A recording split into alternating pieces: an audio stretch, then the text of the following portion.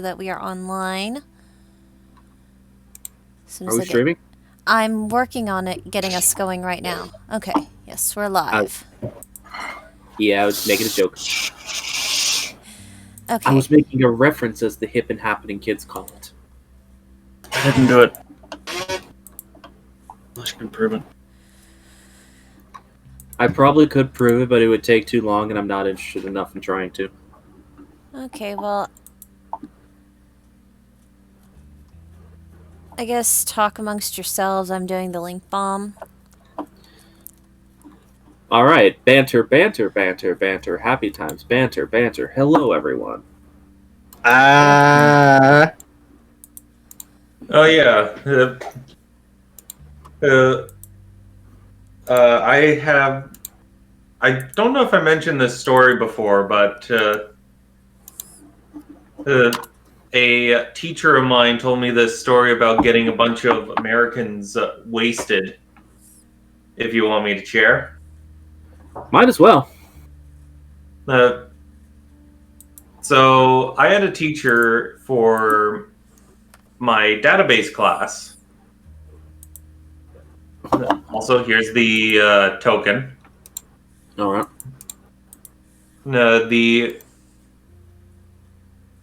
And he had worked a variety of jobs for working as a teacher at a college. And one of those jobs had a couple of clients. It was either clients or colleagues from a different branch from America come up to discuss some dealings. While these Americans were there for business, that meant that any expense that they had was covered by the company. They could go to whatever restaurant they wanted, and it would be covered by their company. This already sounds like it's going to go bad. So they would, day after day, rope my teacher and a colleague of his to go to all these various restaurants. But because even though the company was covering for the Americans, my teacher and his coworker, they weren't being covered. They had to pay for all these restaurants out of pocket. And it was bad enough to the point where his manager had pulled him aside and said, "Look, I know they're being a drain on you. I get it. I understand. Please don't do anything brash, and I'll try to see if I could reimburse you some."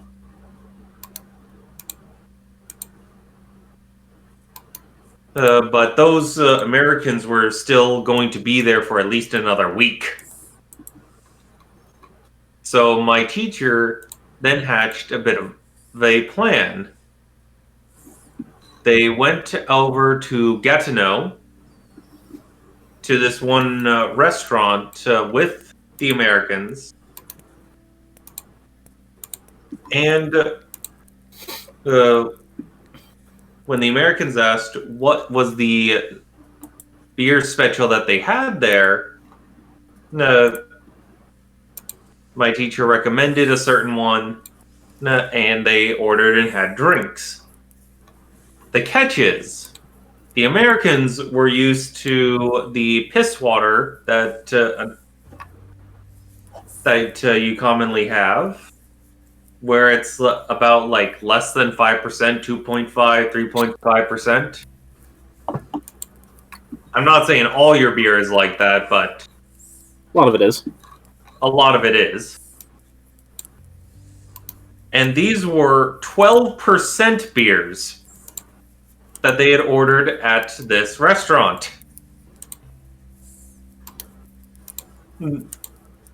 So these Americans were then just drinking like crazy because they're used to the weak stuff. to the point where they were completely and utterly slodged and had to get thrown out of the establishment. Since then, go figure. They didn't ask my teacher to go out for drinks since. Eh.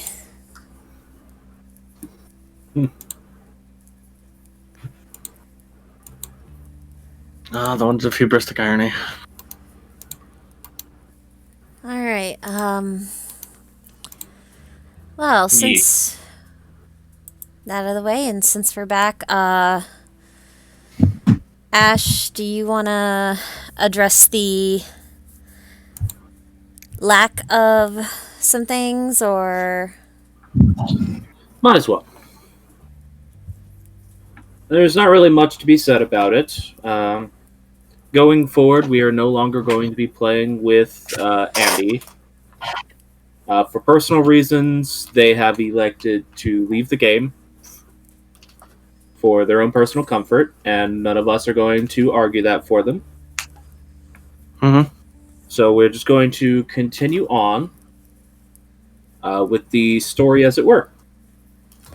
For this purposes, the character Keta, which will be explained whenever we sort of go over what has happened in the interim from when we left off to the current state of the party now. Why Keta is no longer in the party. Mm-hmm. So it's not really much else to be said about that as it stands. Andy will be missed, but we are not going to get caught up on the fact because, simply put, I don't think that's what they would want. Yeah. They're fine, they just left the game, by the way. Yeah. And as for, it's not a big thing as to why it took us so long to finally come back, but obviously we stopped at first because I personally needed the hiatus because world events and personal events just were all piling on me, and I was stressing out to the point that I just needed a break. And then lo and behold, I get to the point where I'm like, okay, can we start back up? And scheduling becomes an issue because one among us got a job that prevented us from using the Thursday slot. So through months and months of rescheduling, we worked it up to where we can play on Saturday instead. How dare you have gainful employment, Fauzi? Yeah. How dare you have a job that lets you buy alcohol and computer parts at your willy-nilly wills? Hi, sorry. I'll And go be back. able to sustain yourself? How dare. How dare you become a function? the rest of us except armored and poor? Because he Why doesn't do you live in gotta call me out like that, Brian? because neither of them live in America, Ash. That fair. Ultimately fair. Oh, the they live in- realism. They live in because they live in economies that are less backbreaking. Hopefully it changes with given circumstances, but we'll see. But that's not what this game is That's about. neither here nor there. Yes, That's a little bit what we this game is want about. fantasy economies, not real life economies. And Yeah. economics. So let's get into that as soon as everyone's ready. I'm ready to go. All right. Go ahead and introduce yourselves. I don't have an intro this time because we're going to be covering the in-between section. So feel free to introduce yourselves however you desire. Alphabetical as Well- always, then? Yep. Alrighty. I guess that makes me the first to go. Hello, everyone. I play Dravince, the human spell dancer. And what? I'm sorry. Continue. And And now I am all confused. On to the next person. You forgot to say I- your screen name. Did I not say my screen name? The thing I shouted was you said the thing, because I've never referred to Dravinci as a spell dancer. Oh, It's well then. It's because his fine. class has never been outright stated in the game. Cat's out of the bag now. It's fine. Cat? Derp. I like cat. Anyway, Surprised your party hasn't somehow adopted a cat. You haven't given us the opportunity to do so. You could seek Well, out an that was animal. one. That's not Brimstone's thing. anyway, Denny. Yes, hi. Hello, I am the Danny Boop. I am out of practice and rusty with this. But I am the one who do the strum, and I am the one who plays Morrigan, who is probably not going to be very entertaining this session. But, you know, it is what it is. And we're just going to take things how they go tonight. It's generally a little No, bit it's more of a fine. somber situation, so it's understandable. Oh yeah. It's fine. It's fine. Fail trolls? Yeah. The currently teetering on the edge of exploding nuclear warhead of the party. Yeah, it's a good thing you're not a couple levels higher, because you really could just be a warhead.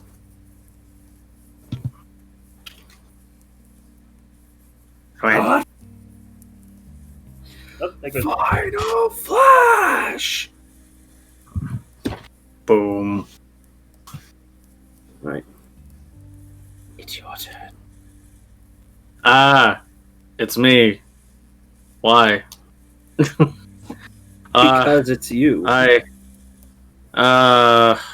Because time grinds on and waits for no man. I am Nathoja. I play Brimstone. It's fine. It's fine. Everything's fine. It's fine. No, it's great. Don't worry about it. It's fine. Alrighty then. And hello everyone, I am Ash, or Jim, whatever you want to call me. I am the DM for this group of insane people. And I gotta I say, resemble that remark. you do resemble that remark. Uh-huh. I gotta say, it's good to be back in the DM seat. So, It's been a bit for you, huh? yeah. I've Has been been a keeping little it bit. warm a bit. So you can torture us. Well, in terms of streams, you haven't. That is true. Well, yeah. Don't worry, I'll take that seat soon enough. But anyways, before we get back into things and I go back over what has happened in the interim, I know not everyone has a drink right now, but I'm just going to give a bit of a toast to the fact that we're finally back. Because it's good to be back with everyone. Yeah. Even with someone missing.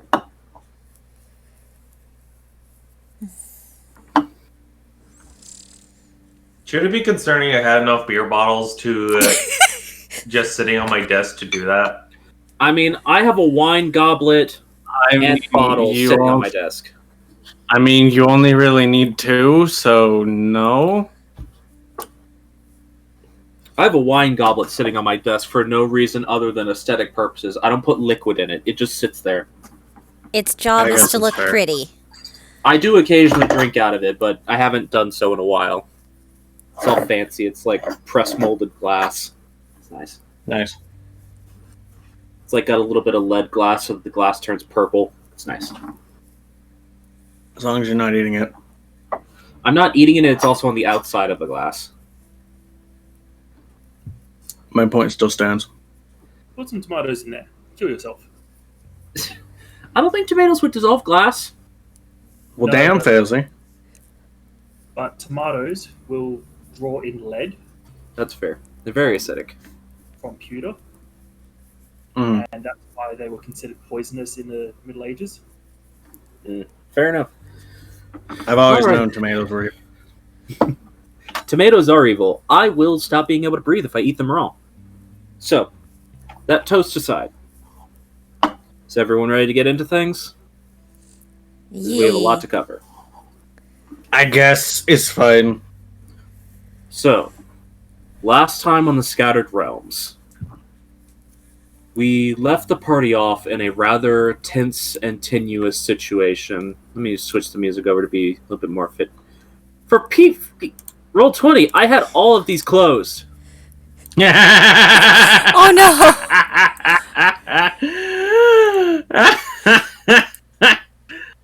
I literally went in, closed all of those, tabbed out, came back in, all open. Oh no!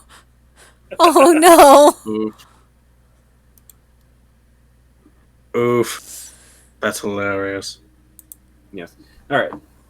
So, when last we left our party, they were in a rather tense situation, in a lot of both metaphorical and literal ways, between a rock and a hard place. The leader of the cult of Magisteria, Arya, the woman that they now know to be Failsy's mother, the woman that they now know to potentially be one of the greatest threats to exist in this world, standing before them, taunting them, as a massive, titan-like entity approached from behind them, forcing them further up the walkway that they had entered into.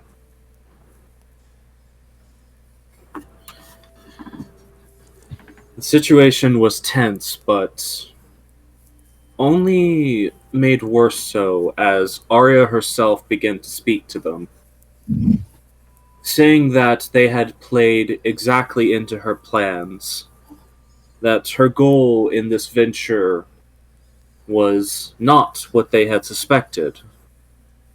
She was not here to destroy this device to begin the revival of Corvanus, this ancient entity for which a few of the party have witnessed.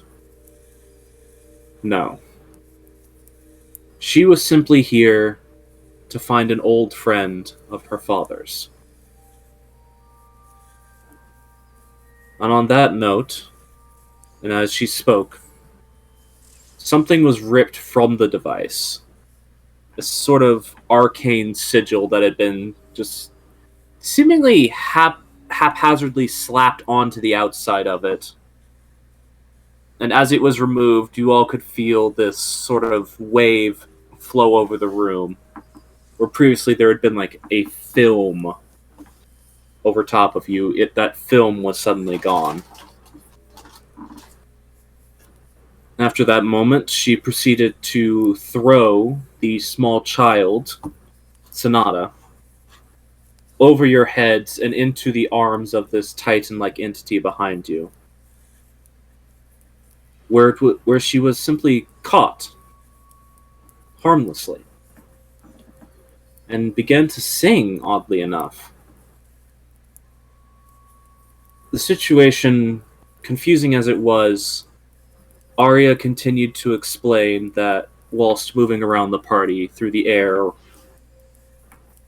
that she had made a deal with Sonata in exchange for not killing any of you and allowing her mother to go free.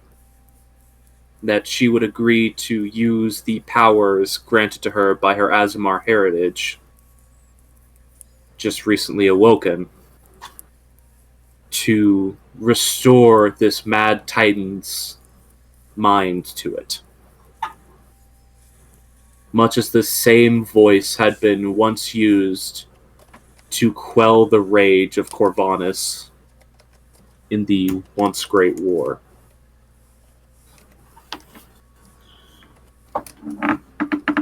As this happened, Arya began to read off of a scroll on her person, and in behind them a massive gateway started to appear.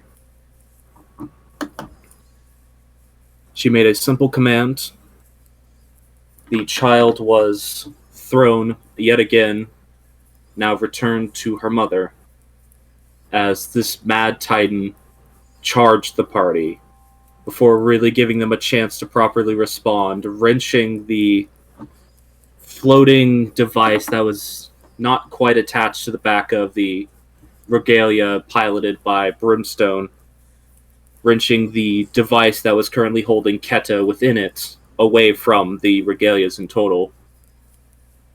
The snapped connection causing the regalia to suddenly power off and be unable to move, as the Mad Titan proceed to take Keta within this device, take Keta out of this device and take her back through this gate. At this point, the party was finally given a chance to react. Words would have been said. Spells would have been flung. Concerns had, but none of them seemed to affect this woman in her current state.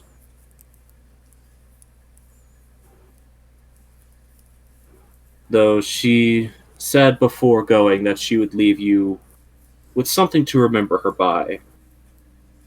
As, like lightning, she raced forward, and the person who at this moment was the closest to her, due to being generally one of the more aggressive of the party, Failsy was in her way, and was nearly impaled before the sound of shattering glass, and Madame Elway appeared before her, only to take the blow in Failsy's stead. Confusion obviously wrought the scene. There was a sudden blur of movement. Elway shattered the sword that was currently stabbing into her gut, though Arya simply followed this statement with, "You should have broke it at the hilt," before going to strike to remove Elway's head from her body. Luckily, at that moment, the party felt the similar sensation to whenever Game Master makes his appearances. The gray fog that creeps in the edges of your vision. The tones of color being drained away from everything you see. Everything but who he wants to see stopping. As one of his hands grabbed Elway by the back of the head and yanked her backwards before the blade could connect.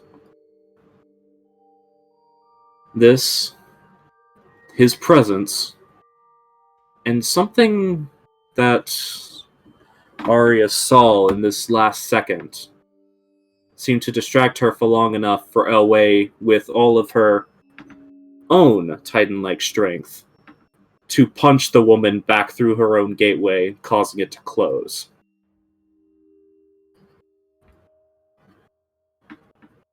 And that's where they were forced to leave at this point. Keta now missing, but alive. Elway grievously wounded. The regalia destroyed. And this area now considerably less protected than it had ever been before.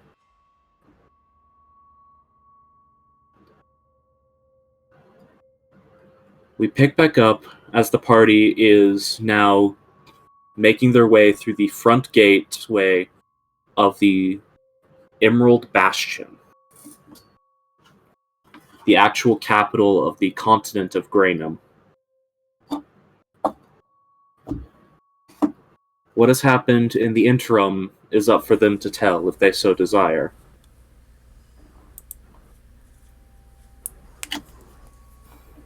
So, at this point, if anyone would like to speak, how have your characters reacted to everything that has transpired, and over the course of the week's worth of travel it took them to arrive at their current point?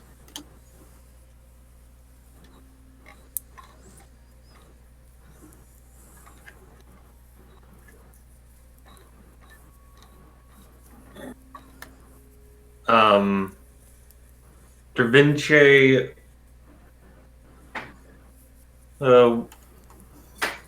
would have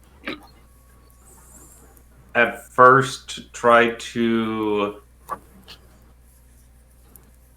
manage emotions, so to speak. And, tried to cheer others up after this solemn event. And when unfortunately it didn't quite work out, he focused on giving people space and working on the item that he has been working on for a while now, and is likely the person or one of the people who are just managing Galadriel before calling back to the others, indicating that they are where they are, and maybe Brimstone might want to come out. Fair enough. What about Morgan? If you would like to share. I would. In the time between the events you described and now, Morgan would have not quite been catatonic, but very quiet, only speaking when spoken to and not giving many words. Just not seeming her normal self. It is very clear that these events have affected her.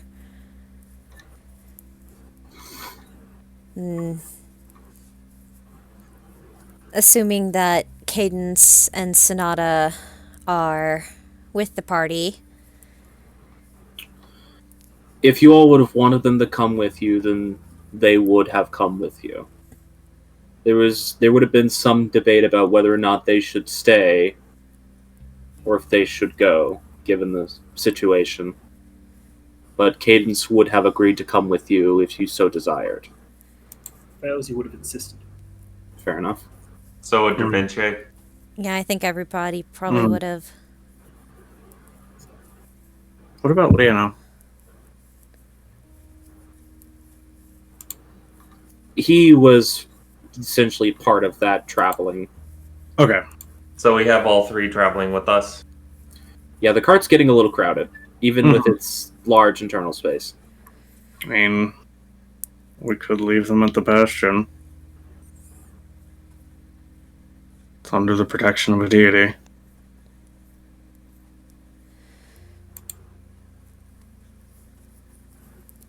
If Failsy had veto power, she'd veto and say the Zemodis Temple. That's also fair. It's just a matter of, well, we can get there and get back. No. That'll be I think something. as of right now, that's more of a later discussion to be had. Yeah, after this. Yeah, that'll be for RP. Right now, we're just doing synopsis. Yeah, exactly. But as I was going to say, Yes. like, she's doing her best to put on, like, brave face around Sonata especially. Because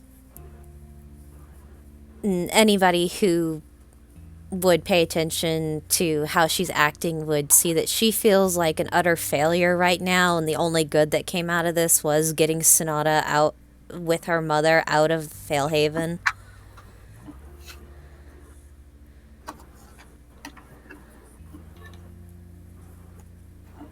Understandable.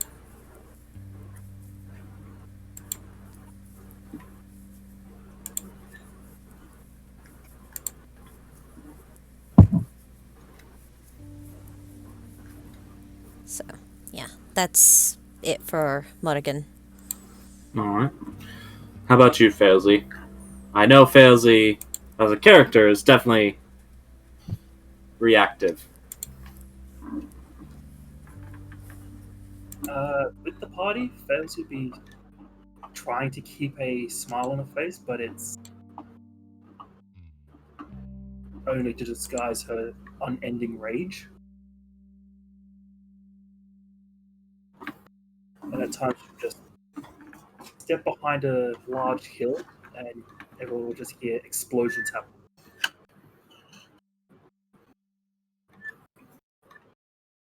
As she turns another bit of the countryside into a wasteland.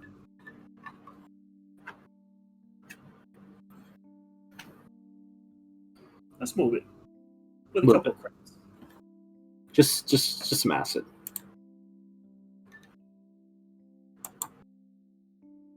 And tire furs has been melted. No biggie.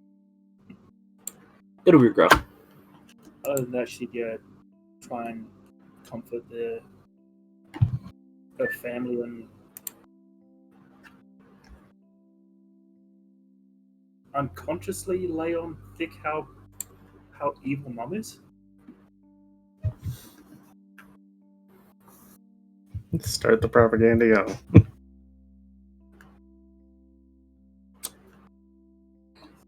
I don't think it needs to be laid on too thick, honestly. I think most people are beginning to grasp that concept.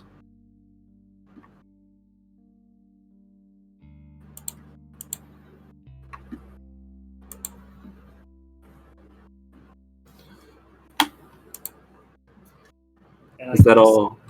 Sorry. I guess she'd also be keeping track of Sonata and her crystal condition.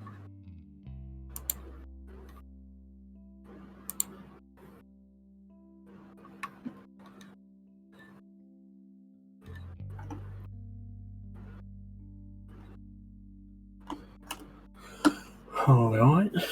That's fair. You'll find that it hasn't really progressed any further than it was when you all left off.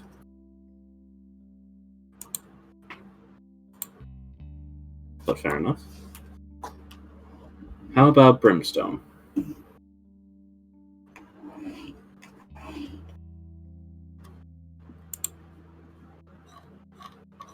Hard to read and silent as the grave.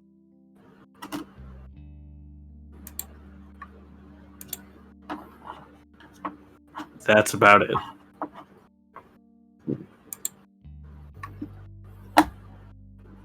Understandable. He's always been the stoic sort. Although, would it be accurate to say that he was the one who argued the strongest to go to Brainham proper? It would have been less an argument and more of we're doing this. If you don't want to, I'm doing this. Try and fucking stop me. Very fair.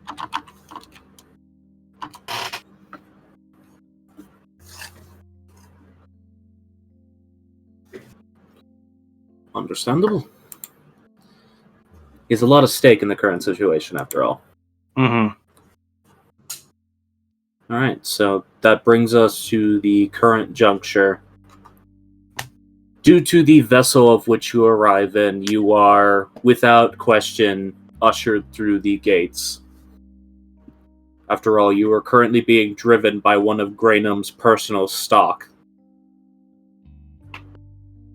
So, no one has any Dervinci- reason to question.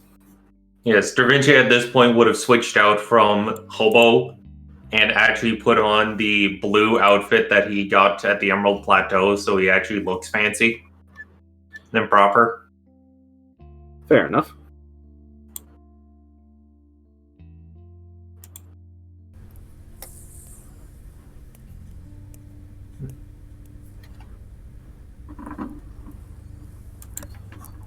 Alright, so yeah, it's obviously been a week. You had plenty of time to change outfits in that time. Yep, just wanted to mention that detail. I would have forgotten that you were in hobo clothes, to be honest. Mm-hmm. Yep, Fair. he was hobo for all of Fellhaven. Fair. So, As you all Failsy has lost her modesty and gone back to the purples of Zemodus. In spite. remove Bloodborne attire, be put back on Tube Top. Right. So as you all have made your way through the front gates, you're currently faced with essentially the entranceway of the Emerald Bastion, which is very...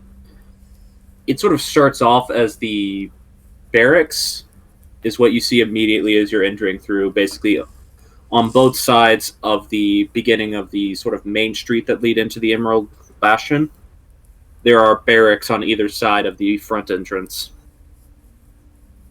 Anyone who is familiar with this city at all knows that it has three main gateways. Each one has these fully stocked barracks on both sides of it.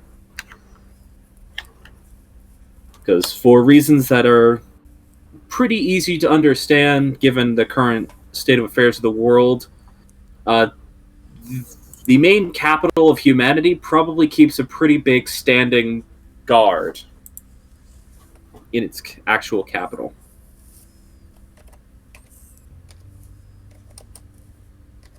After that, you get more towards the residential areas. Pass by a lot of farmland on the way to get to this place as well. That's outside the city proper.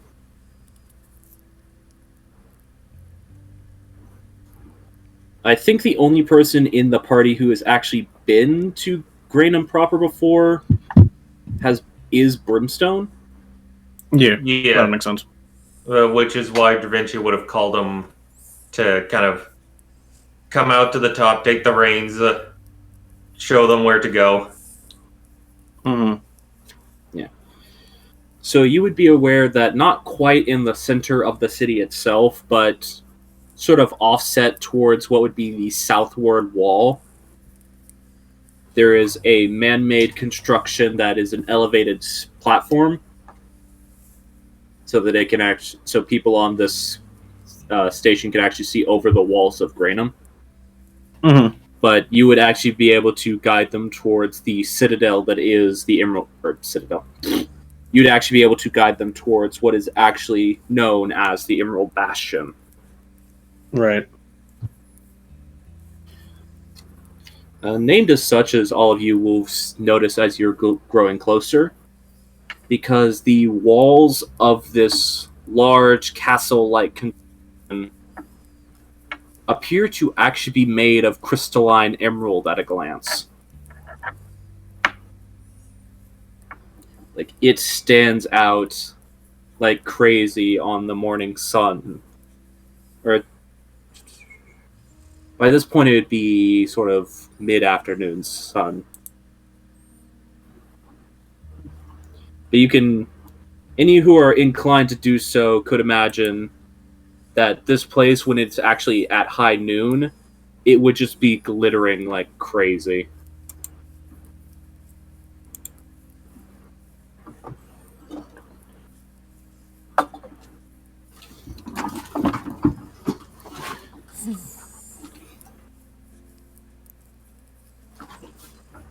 Well, it seems like we're here. This was a terrible idea.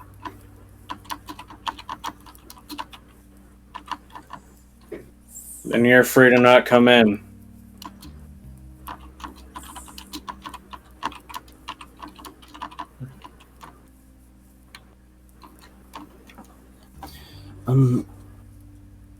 Cascade sort of like moves towards the front of the cart.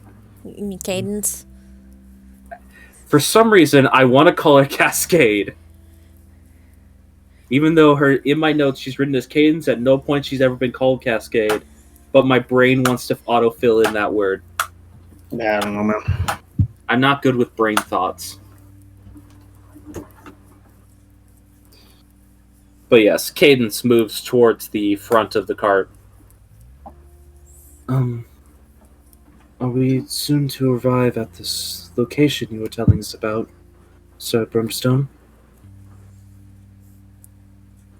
The Bastion? Yeah, it's right fucking there. And this is where the god Granum resides. Yes. Don't know if he's here, though, or if he's somewhere else, but Um, You think it's possible we'll be able to gain audience?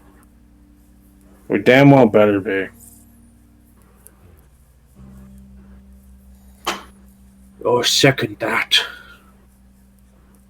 Just Lee pipes up out of nowhere. Actually, much like Brimstone, he's been pretty quiet this last week. Mm-hmm. Well, Brimstone's kind of been checking on him throughout the week just because they're very, very similar situation, considering. Brimstone, would you want to do the talking from here, or shall I? I think I stand a better chance of actually getting an audience. No offense, but most of these people, you ain't shit, Draventure. No, I understand. Foreign location, all that. And Sir Brimstone, what is your connection to these people? I've been meaning to ask, but I haven't found the occasion. Well, I served in the military here a few years, and also the pink one is Graydon's granddaughter. Yes, the one that was Keta. stolen. Yeah. I'm very sorry about that still. I don't know why you're apologizing. Ain't nothing you could have done. We'll try to get her back. But Brimstone is right in that we need to inform anyone we can. That would help. I'm saying I'm sorry because I blindly believed my mother's words. Cadence. Yeah, you need to apologize for your progenitor. I feel like I shoulder some of the blame, though. You had no reason to doubt otherwise. You never had a chance. You say that, and yet Falset. She sort of stops herself. Failsy. She does not listen to her mother's words. Not everyone's built rebelling against the system. Sometimes you have to do it to survive. Not Phil. true. My mother's a giant snake lady. It also helps that Desmoda's temple saved her. She had other perspectives. I suppose. Failsy, you've mentioned that temple is where you want to take Sonata. Safest place I know. What about Nice. it makes it so safe? Well, Mom's and the Empress there. Mother? Wait, no. Your Adoptive. Yes. Forgive me. This is all still a lot. Well, I guess technically it's my mother-in-law. So you married into it?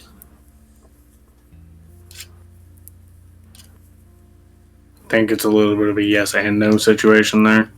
Yes and yes. I'm More accurately, it's complicated. I can tell. Frog. Forgive me. I'm just trying to wrap my head around things. I I will be honest. I. This probably comes as no surprise to any of you. I was never truly informed of my mother's plans beyond trying to help Sonata. And I'm fairly certain that now that she's seen that I am siding with you all, that. And she sort of glances over to Sonata, who is actually currently asleep. She's been asleep for most of the trip, actually. Makes sense.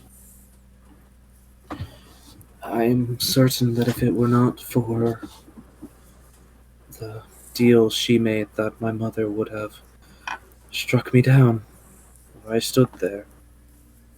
She probably would have struck us all down. At that point, we all knew too much. Honestly, I'm surprised she honored the deal.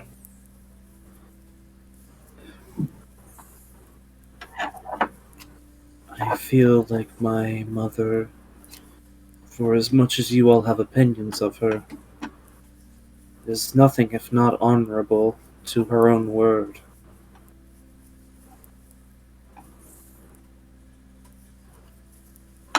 I know that might be hard to believe, but it's the truth as I understand it. It's not. What that's worth. It's not unbelievable for one to have their own code, even if they do seek ill will to others. I suppose.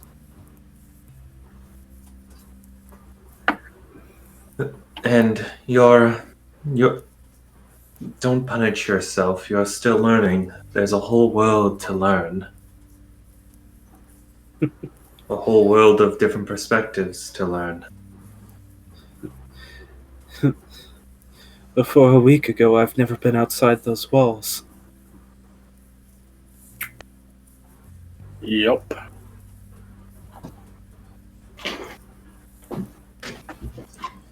Everything that all of those people know to be outside those walls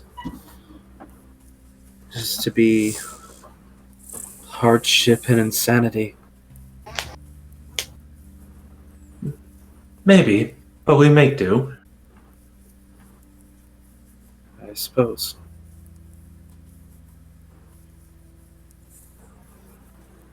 There's also still beauty. I mean, look at that citadel.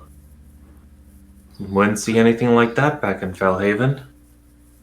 No, but at the same time, I find it rather hard to look at. It's very shiny and bright. It's actually a bit of an eyesore, if you ask me.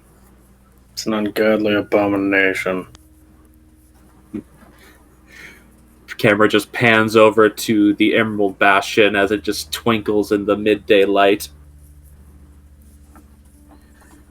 with added sound effects of twinkle, twinkle, sparkle, sparkle. Insert anime sound effect here. Ooh, wow. Oh God. Not one I was expecting. Hmm. But Well- I guess I didn't specify, so that's fair. Well, even then, that's just one of many different views to be seen across the world. I look forward to seeing more of them. I hope I get to. Well, let me tell you, if we can end up going over there, the Blossom Kingdom is beautiful this time around. I will keep my mind about me. I've heard things about the Blossom Kingdom. I don't necessarily know if they're true, but words from Some- travelers outside the walls. Some are truer than others, I'll admit. But there's still beauty to be seen. Fair enough. How much longer now, Brimstone, before we end up at the gates? You take a look outside. You're still a little whiles away, if only because Galadriel was damaged in the run to reach Fellhaven from the Chronos Labyrinth. It doesn't cut his speed too much, it just means he can't reach top speed. But he especially cannot reach top speed when trying to navigate city streets. For the obvious speed bumps that would result in. The speed bumps of other people. Yeah, the speed bumps of people, other carts. Just GTA through it. Yeah, unfortunately, this is not Scattered Realms GTA edition. Yeah, that might not be the best idea. More like Assassin's Creed Syndicate. Awesome. Oh, I see that you made a note. Failsy, you were looking over Elway's wound. Just like while we've been traveling, it's been keeping tabs on wounds that don't like to close.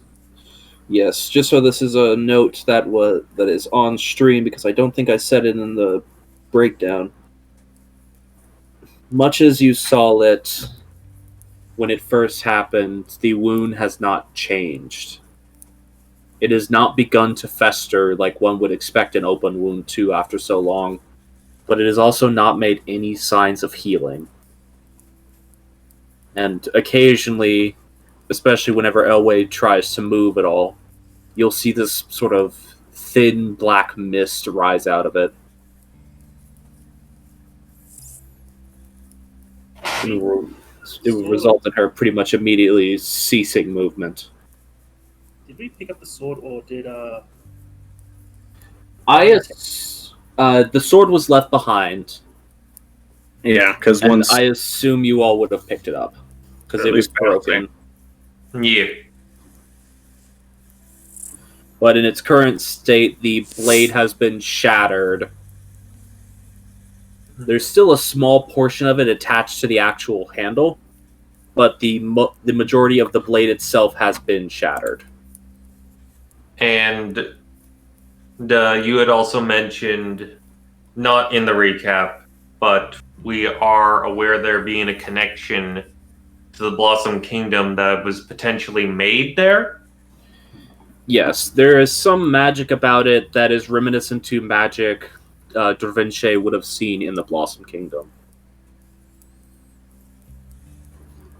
But in that tense moment, you wouldn't have been able to place it. You can investigate further now that you have you've had more downtime, but as of this current state, you're not certain of what it is. Maybe later, Dervinche is still focusing on just piloting the card per Brimstone's instructions. Fair enough. I know Galadriel can operate on his own, but yeah, you don't really need to pilot Galadriel, but it doesn't hurt to.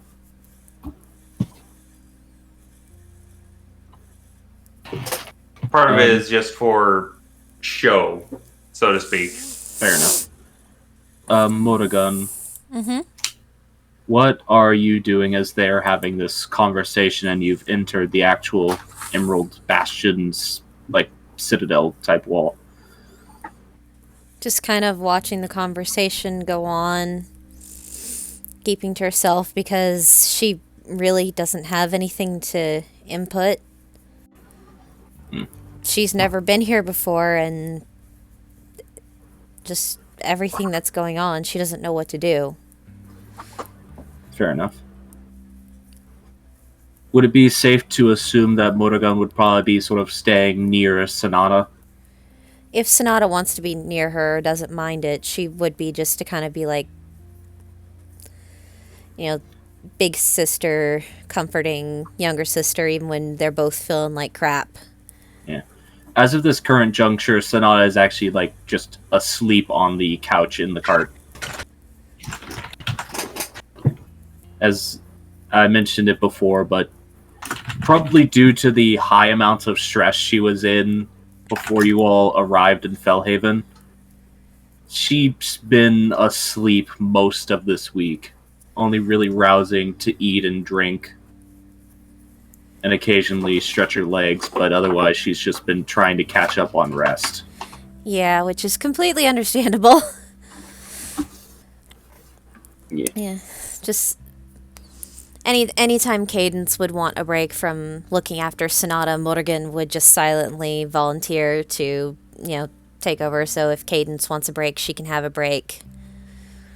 So Fair enough. since Cadence is busy talking with Brimstone and all that, she'd be just keeping an eye on Sonata. Alrighty then.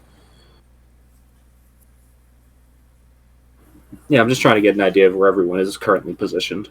Yeah. Alright then.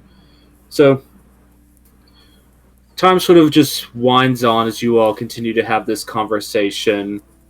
At this point, Cadence starts asking you about the different sort of things you've seen in the world, because she doesn't seem particularly affected by the unfortunate nature of what happened in that room. She almost seems kind of numb to the drama of it. I mean, fair. Like, she's remorseful for the fact that she feels like she caused it, because to some extent in her head she did cause it, because she is like, it's her mother that did it, that performed the actions, and she was an accomplice to the fact. Right. So she's remorseful in that regards, but the actual fact that it happened, she doesn't seem to be too dour about it, if that makes sense. Mm, Like, not in the same way that you all are. right. But that's that conversation of her asking you about various things you've seen while traveling the world continues until you finally reach the pathway that is leading up to the Emerald Bastion itself. And at this point, even while being guided by Galadriel, your cart is stopped.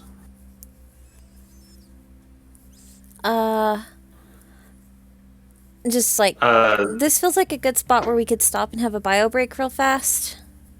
It's fine by me if everyone else is good for it. Sure. I kind of have to. I'm sorry. That's fair. Quick bio break, everyone. Okay, we'll be back in 5 to 10, everybody. I could use a pee myself, considering the fact that I have drank quite a bit of liquid.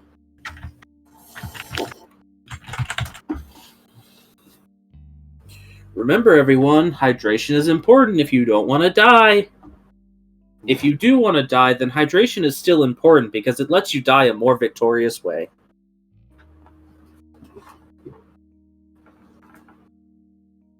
Yeah, I guess that's fair.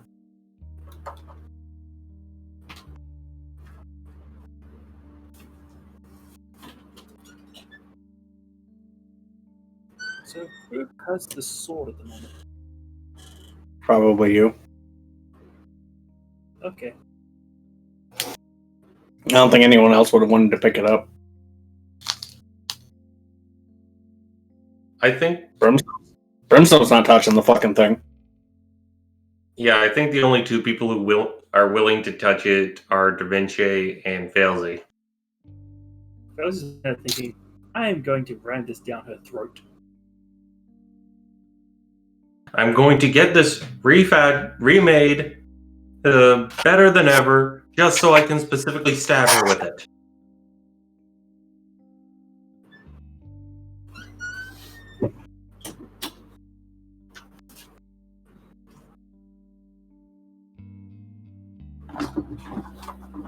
So that bitch owes me a glass star. Hmm? She stole Felsy's staff when Felsy was. Oh, yeah, she did. Does Failsy not have the chewing gun anymore? That wasn't on the glass staff. No, it was on our shoulder pad. I never actually got that. Wanted to, but never did. Oh. No, I think it was just sunk into her normal staff.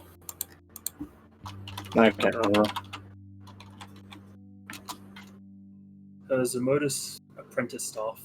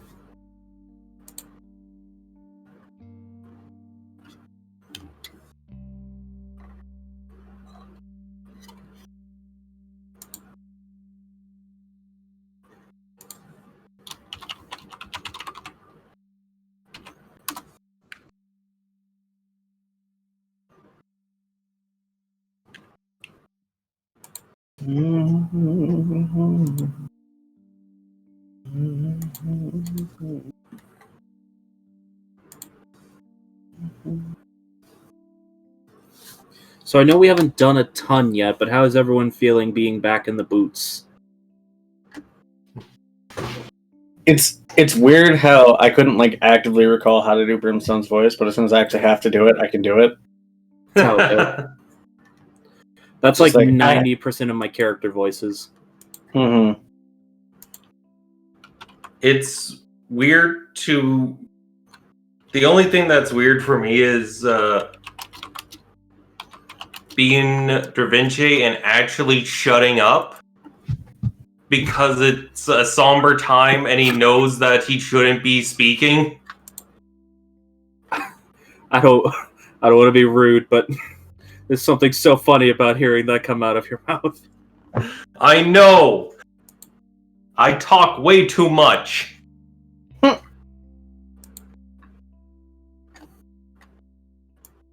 Like, it's not a bad thing. It's funny to hear that being said.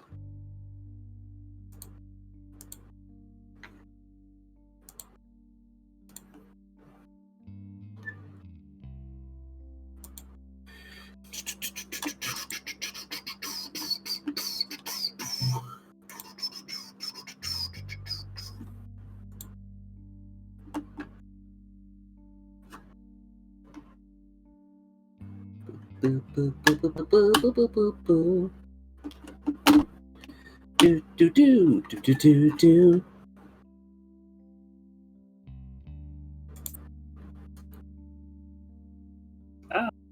Could help. I was rereading Identify.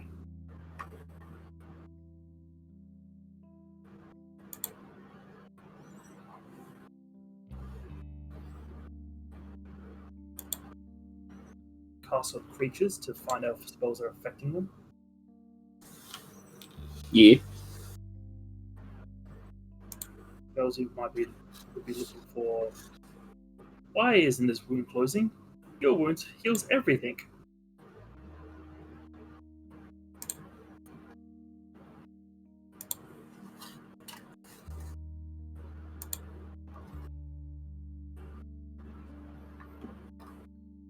Why isn't it working now? Give me answers! Soon enough. We're not currently in game.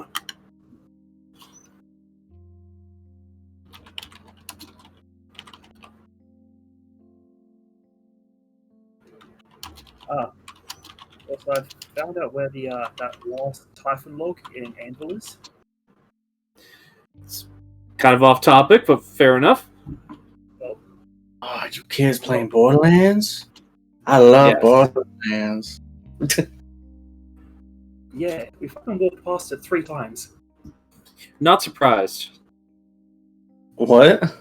Oh. The Those things just look like just random little obelisks of metal sticking up out of nowhere. They're really easy to miss. Yeah, I'm a random little obelisk sitting in nowhere. currently playing through. We're working through Eden 6. Yeah. Gigantic swamp forest. It's horrible for me because I can barely tell where any of the textures end. It's so green. Yeah, Yup. it's a problem. Little bit.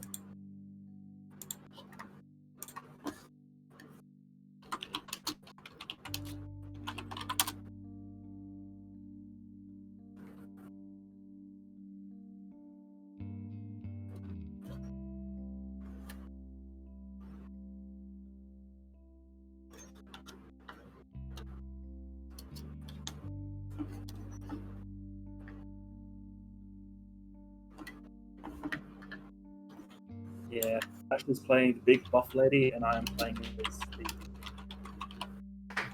military gunner. Nice. Yeah, and you kill everything. Yeah. Just Iron Bears. everything. Yeah. I didn't realize how fucking OP the Iron Bear is. Iron Bear has been buffed insanely high. Yeah, sounds like me when I played with Myth, because I was the hunter, flag. and yeah, I would go my monkey or go my spider, and it would instantly die by his fire. Yeah. Brunch. Go, my monkey champion! Charge them! Kitted up my Iron Bear. Miniguns will go brrrr. I don't use minigun. I use grenade launcher and missiles. You went down explosion tree. Everything dies. I went down infinite ammo because I like not having to reload. Reloading, that's for chumps. That's it! You've lost your living privileges! Everything dies! Yeah, especially with if you get a good Vladoff gun, large enough magazine, you can literally shoot it forever. I really enjoy the Jacobs guns. Jacobs is really fun. They're just so satisfying. I keep progressively finding stronger and stronger versions of the Stagecoach gun. Yeah, because they And then Failsy keeps finding this exact same gun over and over again. really. It's called the Companion. It's a legendary pistol. Oh, the companion's fun. Yeah. I found it 3 times. Yeah, sometimes that happens. 2 of them that are identical, and then one that was much stronger and that he wouldn't give me. That's funny. 2 levels. I think the companion has a really small pool of spawnable parts. Actually, it might just be the same parts every time. They're all identical in look. It's just stat wise. Yeah. Level 24 to level 29. Yeah, exactly. I want it, but I'm not allowed to have it because Failsy keeps getting the drops. That's fine. You're playing Amara. You don't need any companion. All you need is a Hellshock. Huh? It's a really, really fucking strong elemental gun. I like Companion, it fire pistol. That's fair. Also, I found a shotgun that shoots suns. Shotgun. That's Just fires suns. the Lob. Yeah. Yeah, Lob is really fucking good on flash mows. Okay. Welcome back. It used to be really bad, and then they buffed it to hell, and now it's really good. The bullets are really slow though. Yeah, it's a very close range gun. I run faster than the suns. Yeah, totally. So it's really easy to down yourself with them. He doesn't get hit by his own bullets, but I do. I get hit by my own bullets constantly. Weird. That's because you keep using explosive weapons and shooting the ground. Your guns explode too, and you don't get hurt by them. Is everybody back, or are we still waiting on Armored? Armor's here, I think. He's muted at the moment. Oh, maybe you left them. Bless you. Now they're gonna find me, Danny. Audio issues. Okay. Yeah, no. You think the base legendaries are wild? Some of the DLC legendaries are fucking stupid. I will touch them with my fingers. Like, there's one in the first DLC that's a guaranteed drop from the boss that it drops from. That's just stupid strong. And then Failsy will love being an explosive build. I mean, everyone does stupid strong no matter what you are. It's just Failsy gets probably the most benefit out of it.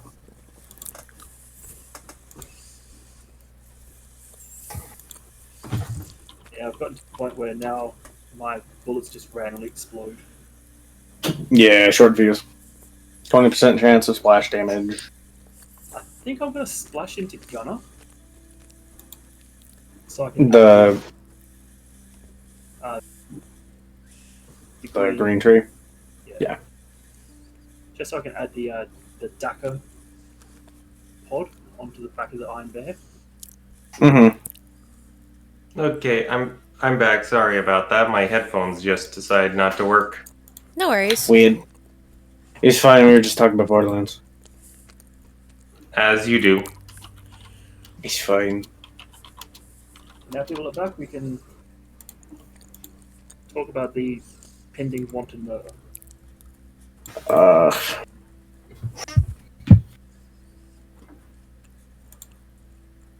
Alright then. So, now that everyone's back, cutting back to where we were. Despite your current situation, where you're being guided by Galadriel, which got you through the front gates of this city without any problems, as you're heading towards the gateway to the Emerald Bastion itself, you are stopped. Since Stravince's on the top, what is happening outside the cart? You are essentially hailed by one of the 4 gate guards that are at the front gate, leading to this pathway that goes up this man-made hill that the Emerald Bastion itself is sitting on. One of them essentially steps forward, waves for you to stop, and calls for you to state your business. We wish to seek audience with Grainham if possible.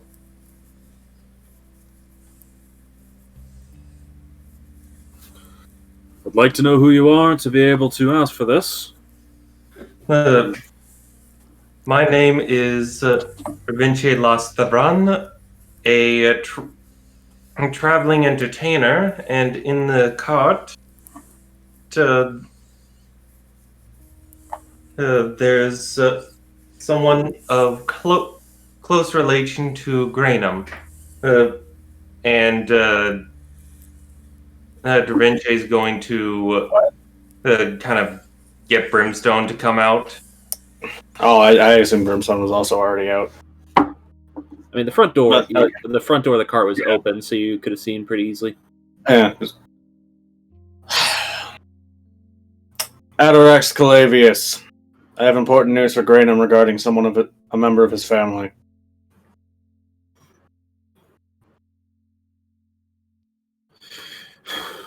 All right then, I will send word. It will be a moment, but That's fine. if your name does mean something to the royal procession and Grainham himself, then I'm certain you'll be processed without much issue. Is there a place we could stay the cart while we wait for word back? Where you are is fine. Okay. There aren't many people coming and going from this area, so there Fair. doesn't seem to be any concern about you staying where you are. Thank you very much. Your name's really not really Brimstone? No. Well, it is, but it isn't. I guess you don't like to go by your name that often. Considering it's 2 letters off of my father's, no. Fair enough. Most of you would be well aware of the concept of virtue names for tieflings. Given I don't know much about your father, but given what you have mentioned, I can assume enough that of your disposition.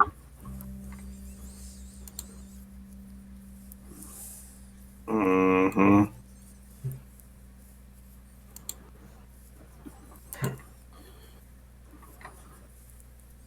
Durange is going to kind of hop off the cart and start doing some stretches since this is the first time in a while since other than being in the cart that he's actually been able to be on ground.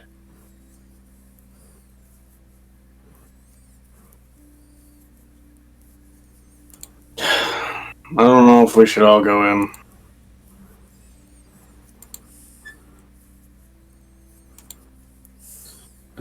Why do you say that? I don't know.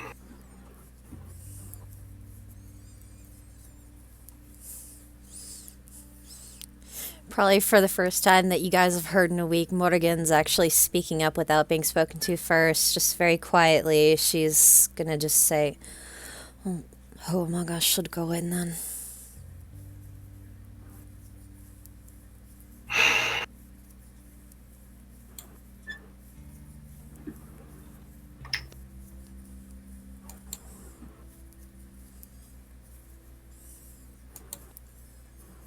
I don't know. Maybe we should all just go in. Maybe Granum will have something to help Sonata's condition a little faster. Maybe he'll have some information on it. What's happening with Elway? I don't know. Maybe we should just all go in then.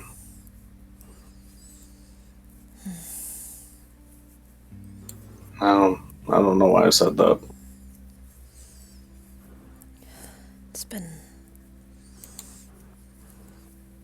It's just been a trying time. Yeah.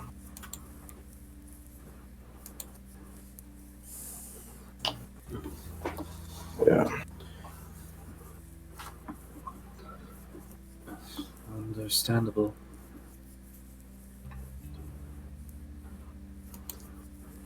At our current juncture, I don't believe it best if we are to split up, given everything you've said so far.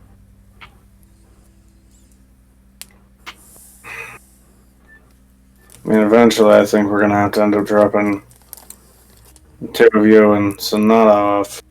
Just because I don't think she's going to get any better unless we find some place for the 3 of you to actually stay and monitor her condition further. Mm-hmm. But we can discuss that after the fact. Of course. She just sort of gets quiet after that. After a few minutes, you hear these sounds of sort of a small commotion Okay. as that guard who spoke to you previously returns. Mm-hmm.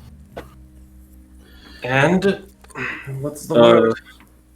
Sir Atarax, you are permitted to bring yourself and your company into the bastion. Understood. I will admit, I was not aware someone of your standing was to be arriving, as something happened on the front. I'm afraid I'm not at liberty to discuss it with you at this moment. Very well, sir. He makes a gesture, and you can hear the sounds of chains being pulled taut behind the large emerald doorway that was previously barring your entrance. Even with your station, sir, I must stay to make sure to follow protocols. I don't believe that should be too hard for you to do. Just ensure I'm that keeping all in goes line as according best I to- can. Thank you. No. Alright, anyone who wants to come in can come in. Oh, Anyone who... Sir Atarax. Yes. I was, for some reason, told to inform you that Indra is currently in the Bastion right now. I don't know if that's pressing information to you, but... Huh. Understood. Alright. I was told to inform you specifically of that note, and I'm not sure why. Even though you can only see this man's mouth from how his helmet is made. You can see the confusion of just like, I was told this like it means something, but no one told me what it means. And you can everyone can very easily read Rimstone's like confusion of just. All right, understood. All right then. Is that someone we should know about, or is that just? That's Ketcha's aunt. I don't think. I don't think- think she's ever actively come up in any. Yeah, Out of game, you guys know who she is. In game, I don't think. In game, Keta may have mentioned her. I think she might have been mentioned at some point, but not a lot. Yeah, as some relation to Keta. It's just something I have not made any notes on, so it must have just been fluff information to me at the time. Yeah, I don't think anything would be known of her besides maybe her being Keta's aunt. Well, orders are orders, I guess. Thank you for delivering them.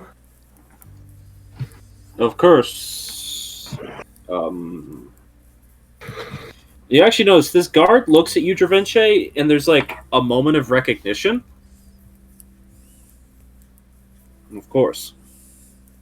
Like, he didn't notice it at first because previously he'd been staying back, but as he has moved forward to inform you, he seems to have an odd hint of recognition towards you.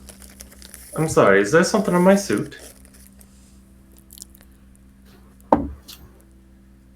It's very interesting jewelry you wear. Well, thank you.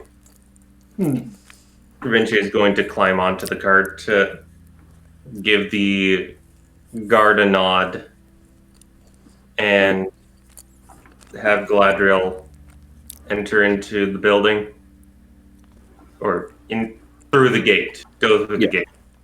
At first, when you enter in, it's not quite like how you entered the city itself, where there were the large barracks on either side of the entryway. This is actually, as soon as you enter these front walls, there is a massive courtyard before you. Just lush greenery just surrounding you with this, again, that same emerald-like material coating the tiles of the ground underfoot. But you are ushered through, and there is a very clear path ahead of you. One that goes straight up towards the front steps that would lead up into the bastion, and then also one where it sort of branches off to what looks like a stable house.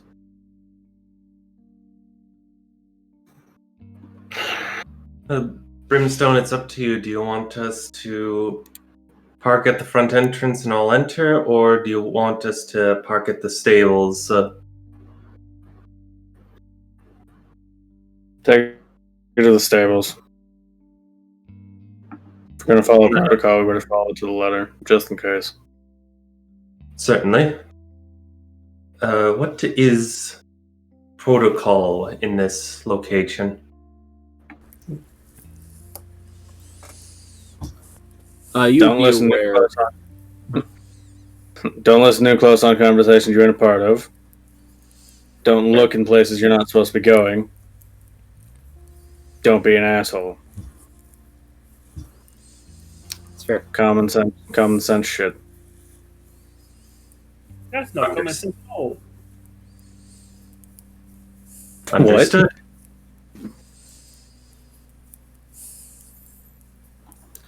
I think Fezzi said that's not common sense at all. Oh. Per Well,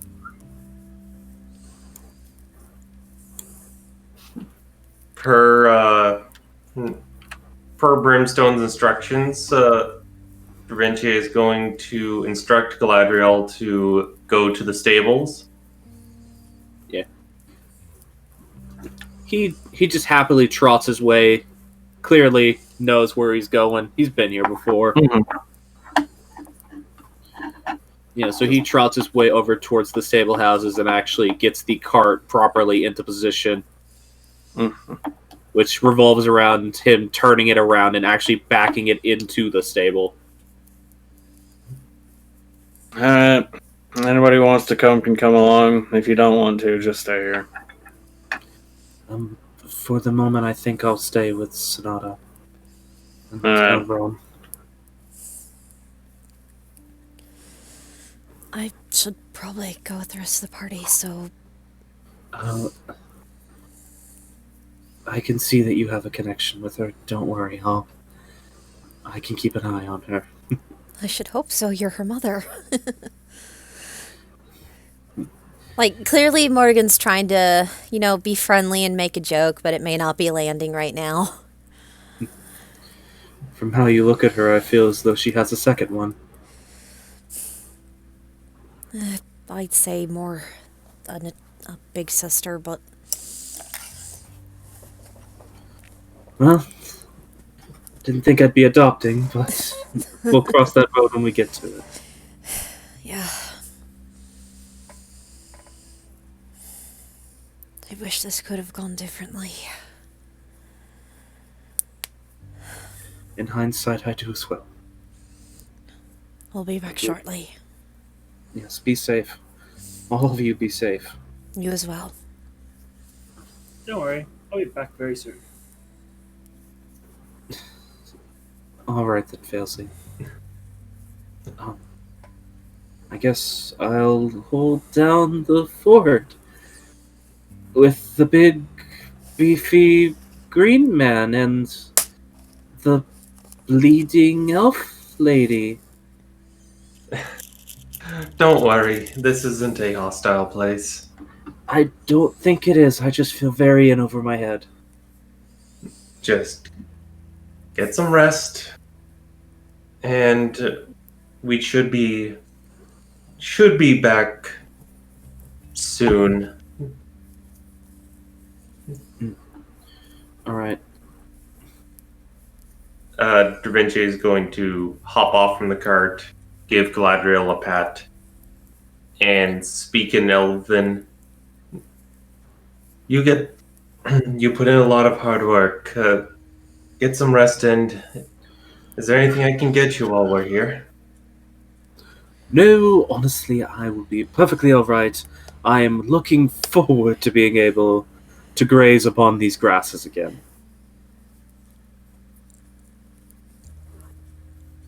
Understood. If we're permitted to stay here for a while, then well, I'll make sure to let you know, and you can graze away. Of course. I'm actually going to unhitch myself for now, and I'm going to go graze. Oh, okay. He just sort of does a little butt shake, and the hitching of the cart just sort of falls off of him. He just trots himself away into the garden. Such an interesting creature. Yeah, I wish it fucking spoke common. You can inform him that if he so desires me to, we can attempt to have Grainham update that. Da Vinci translates that to Brimstone. We got more pressing matters to worry about right now. Yes.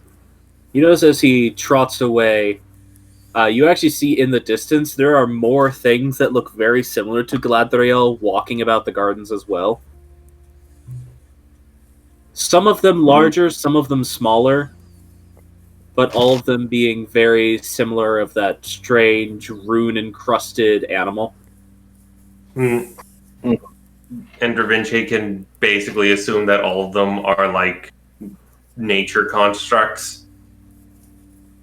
It's pretty easy to make that assumption. Considering they're similar construction to Galadriel. They're Yeah. similar appearance at least. All right. Let's go. Bring anything you want to bring in. Fazla, you still have the sword.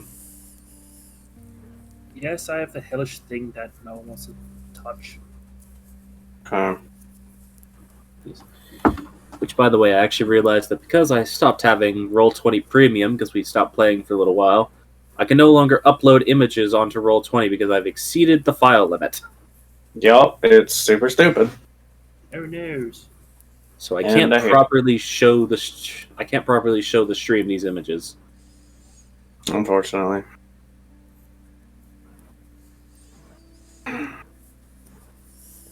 Hopefully. I will probably get that back at some point, but I didn't want to try buying it while we were streaming today. That's fair. Yeah, that's completely fair.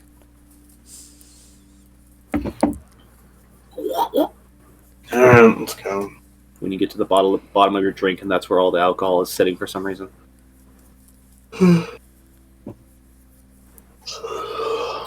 All right then. So yeah, you all head away from the cart and head inside, or head towards the building at least.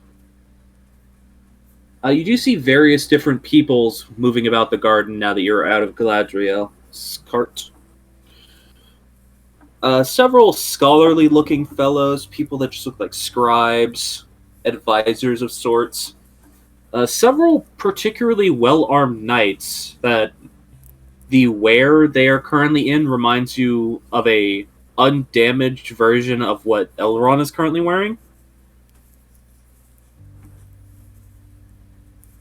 Because of how his armor has been defaced entirely. Mm-hmm. You mean But Leonel? it's very similar. Oh, why do they call him Elrond? Mm. Probably because I don't the other character, the deer dude is Galadriel, I don't understand that reference. Lord of the Rings. Lord of the Rings. I think it's because Leonel was originally named Elrond. That's fair. I just thought maybe that is his real name, and we learned that, and I just forgot. Leonel is his real name. It's just my brain is mush. Okay, that's fair. My brain is mush and not good at things. It's been a little while. Yes, fine. It's But yeah. smoothed over a bit. Yes, I have always had smooth brain. It's become smoother with age. Yeah, my actual image file for it is called Elrond Ref. Fair His enough. name used to be Elrond. I don't know why I changed it, but I did. Oh well. I'm going to start drinking more water instead of more cider. Yay! So yeah. The armor that Leonel is wearing. So, but you do notice several other individuals of that sort of nature. You also do occasionally just notice what looks to be like you'll glance out into the gardens as you're making your way up through them to get to the front of the bastion. And you occasionally look over and you'll just see just some random, really old, like dirt encrusted man walking around.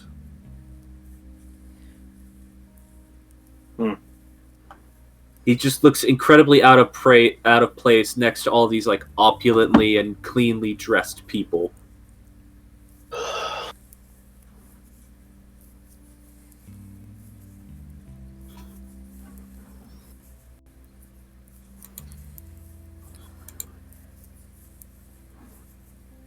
Yes. Is there anything anyone wants to do while you're making your way up? Checks or anything that anyone would want to make? I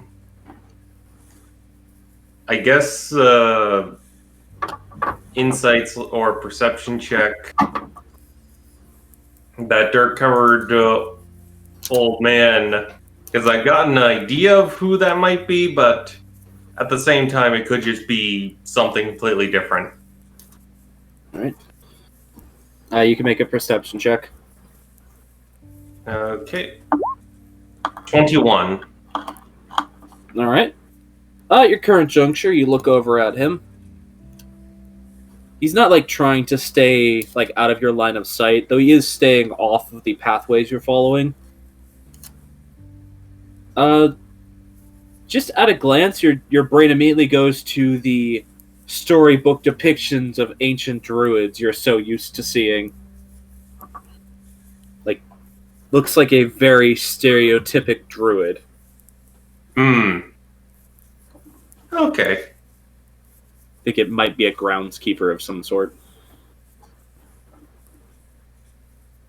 Okay. My first thought was, is it potentially just Graynham being humble old person? No, you do know Graynham does just look like a humble old person, but this is like a completely different person from the Graynham you have personally witnessed. Yeah. I mean, it's still possible, but it doesn't really Yes. make sense. It's still possible, but seems unlikely at this juncture. Especially since he should be expecting us already, so... Alright then. But yeah. Is that the only check someone wanted to make? Yeah. I try to do the second, but I just blinds that. Fair. I guess there's one more check could make.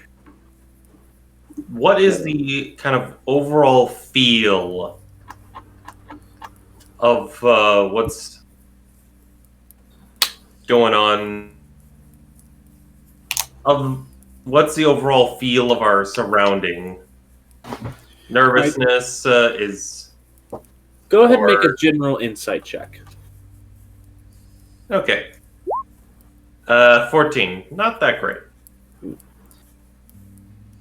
You pick up this a little bit. There seems to be a sort of tension in the air.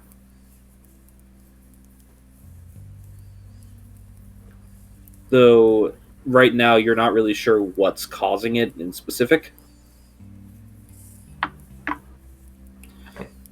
Understood. You just look around, and as people walk by you, there's just like a very slight but constant murmur of discussion, and all of it sounds tense.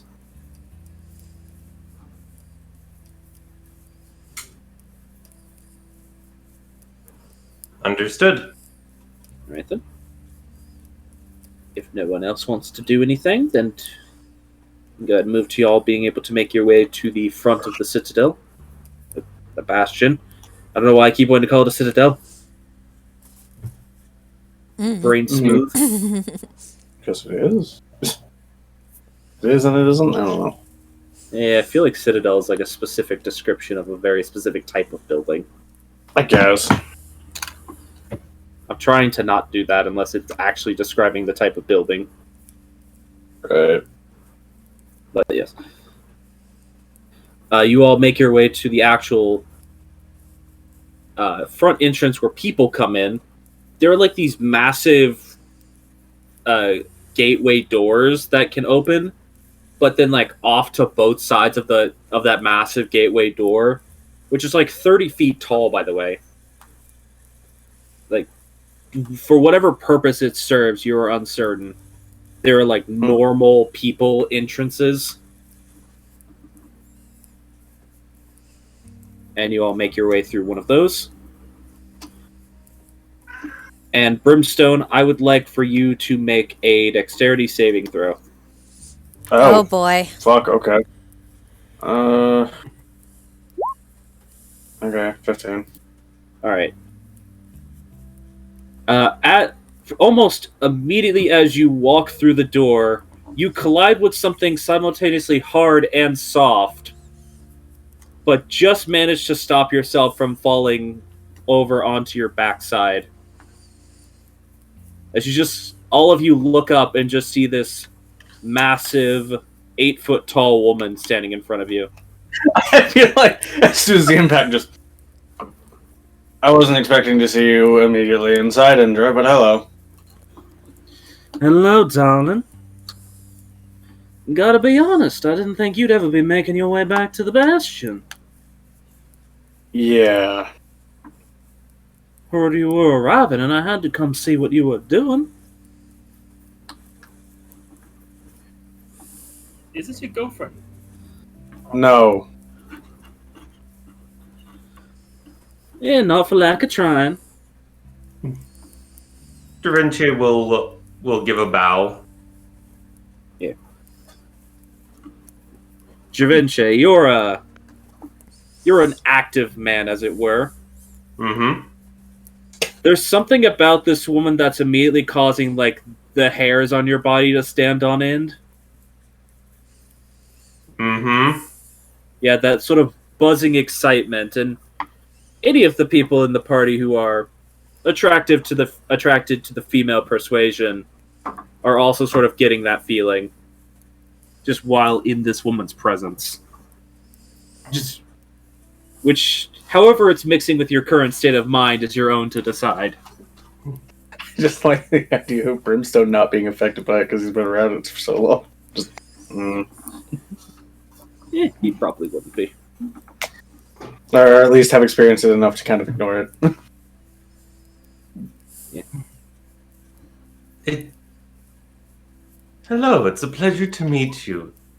Lady Indra, I presume? Well, you're knowledgeable. That would be correct. My name is Indra.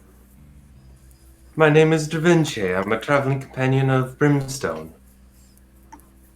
Brimstone with traveling companions. Now that seems weird. Though I Yeah. gotta say, something else seems pretty weird that I'm noticing immediately. She is clearly looking around you, Brimstone. Yeah. About that. I'm getting the feeling that's probably why you're here. Yeah. Well, I know you're calling for an audience, so I'm not gonna keep you waiting. In fact, I might be able to help keep things moving smoothly, moving ahead. Any assistance you can provide would be greatly appreciated. I'd rather your sister not kill me. Oh boy. She gives you a look of just like, you know, there's no force on earth that can stop her if she sets her mind about it. I know. Well, let's just make sure she don't hear about whatever's going on until things are sorted. Alright, well, this way, y'all. The audience chamber Dad's in's just over here.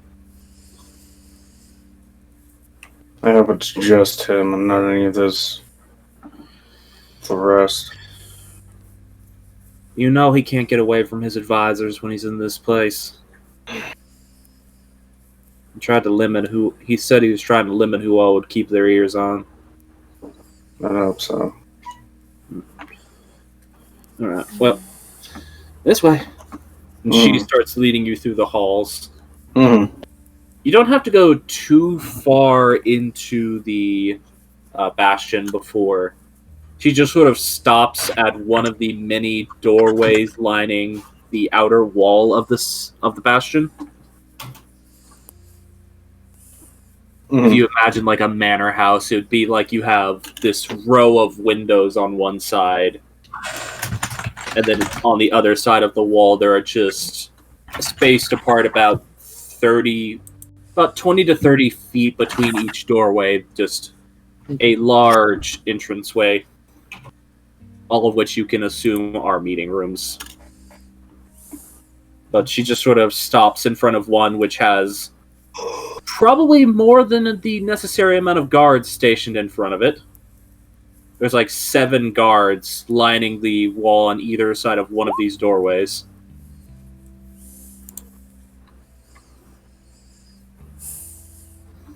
Yeah. But she just sort of looks at all of them. You could, as she just looks at them and says nothing, you can just see their discomfort grow more and more apparent. Yeah. Brimstone just. Alright then. I want to picture Da Vinci has maintaining composure, but a silly smirk that he recognizes what's happening. I just picture like slight bead of sweat from Da Vinci. Their faces are drenched. Yeah, basically. Da Vinci is just like, I've been with enough attractive women, I know how to keep my cool, and these guys are all just like, ah! All of these guys are just like, Yeah. but she just sort of looks over all of them and just goes, now, I don't recall to have any guards stationed outside this room. I don't know who's having you stationed, but you better skedaddle before someone's getting in trouble. This is like a tense second before each one of them just goes, yes, ma'am, okay, ma'am, thank you, ma'am, goodbye, ma'am. And they just start funneling away.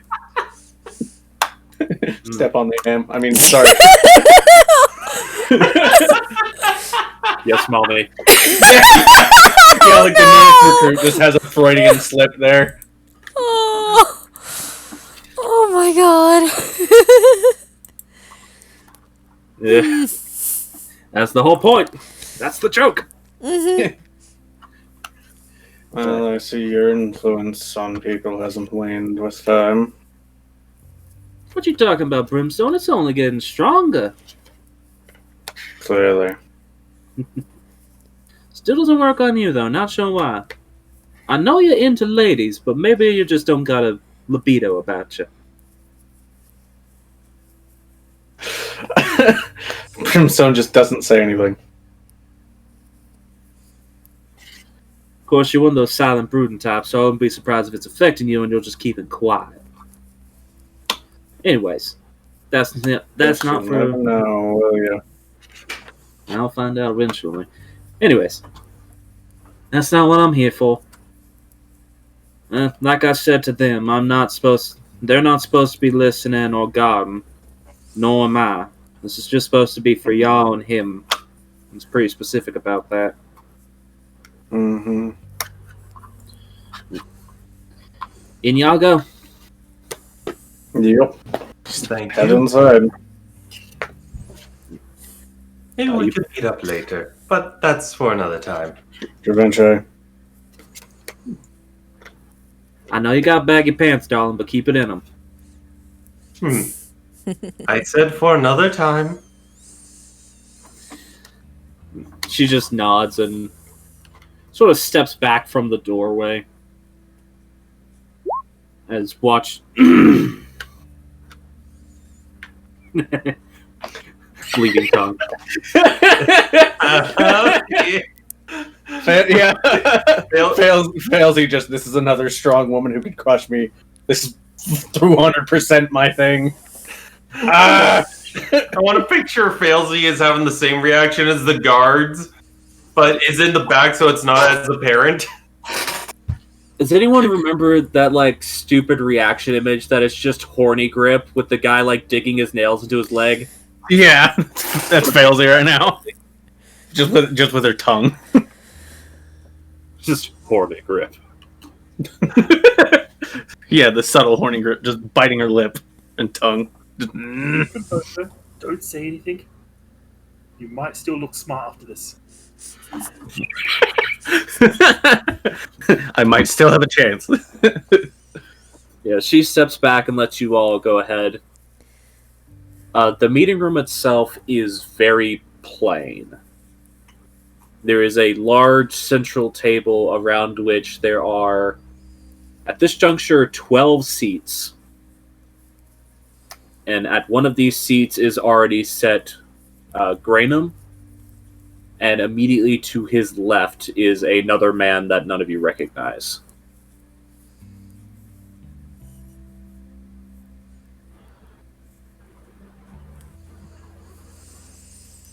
Upon immediate entering the room, Da Vinci is just going to give a deep bow.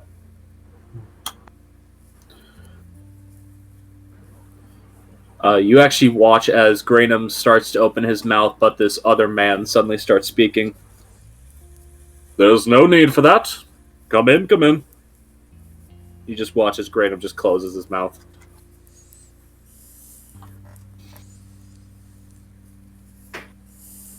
As I take it, you all have business here. Well, Yes. come, find a seat. I'd prefer to stand. If you prefer to have tired legs, that's fine. I served in the army long enough. I think I can stand for a bit.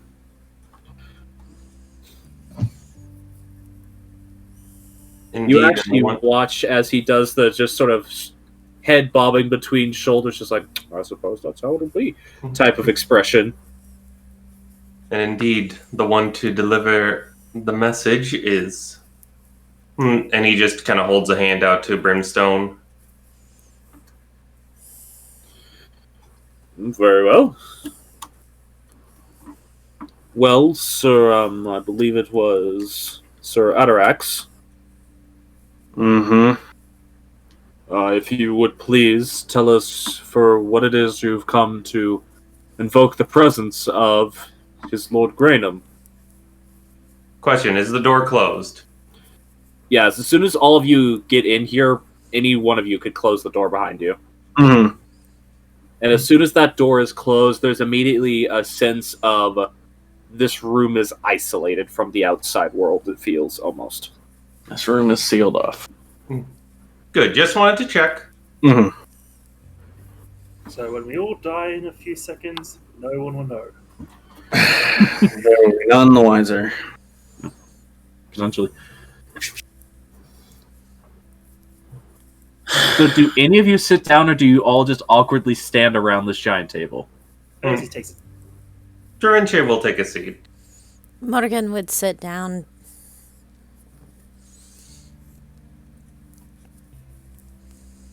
So Brimstone is the only one standing? Seems like it. Alright then. Alrighty then. So I suppose some introductions are in order. You all know Grainum, of course. I'm aware of you, Atarax. Mm-hmm. I don't recall having ever made company with any of the rest of you, though. This is indeed our first time in Grainum proper, and for some of us, first time in this in Grainum as a country. Well, seeing some of your clothes about you, I can tell you're definitely not from Grainum.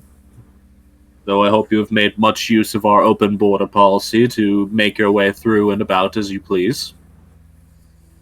Yes, it is much appreciated. We do try to keep our borders open where we're allowed to. We want to keep ourselves open and willing to accept people's. My name is Da Vinci Lastavran. I am a traveling entertainer, amongst other occupations. From the country of Tezvarel. All right, very well. I could almost guess that by your attire. Let's assume that you, miss, and he looks over towards you, Failsy. You almost look like you could be from Tesvarel as well.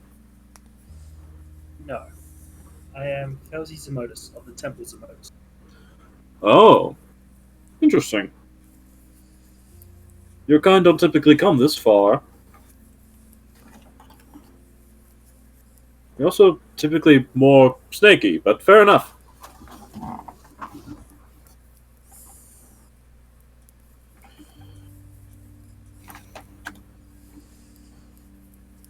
He just sort of looks towards you, Mordegun, just expectantly. Sorry, I'm Morgan O'Brien. I'm just a traveling companion. If you need to know where I come from, though, I'm from Bogcrest Isle. I thought so. The accent gives it away a bit. You're from one of the Palecrest Isles. Bogcrest specifically. Forgive me, there was a lot of islands in that chain. It's a bit hard to keep track of all of them. I'm aware. Alrighty then. Well, I'm sure you're all curious as to who I am. Exceedingly.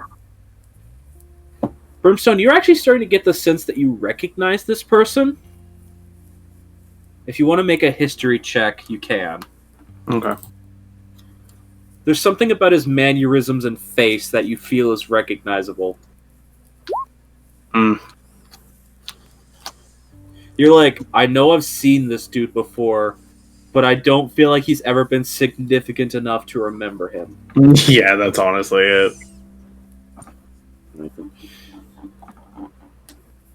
Alright then. Well, I myself, none of you are from this place particularly, but you may know me as King I'm sorry. So You cut out on cut my out there. end. Yeah. he cut out on everyone. Just King. Yeah, I heard maybe the first syllable. The king was assassinated. Run! Oh, God. To not be implicated in an assassination attempt. Uh-oh. Maybe Ash's internet cut out. Oh no. Did Ned die on him? Ash? It might have.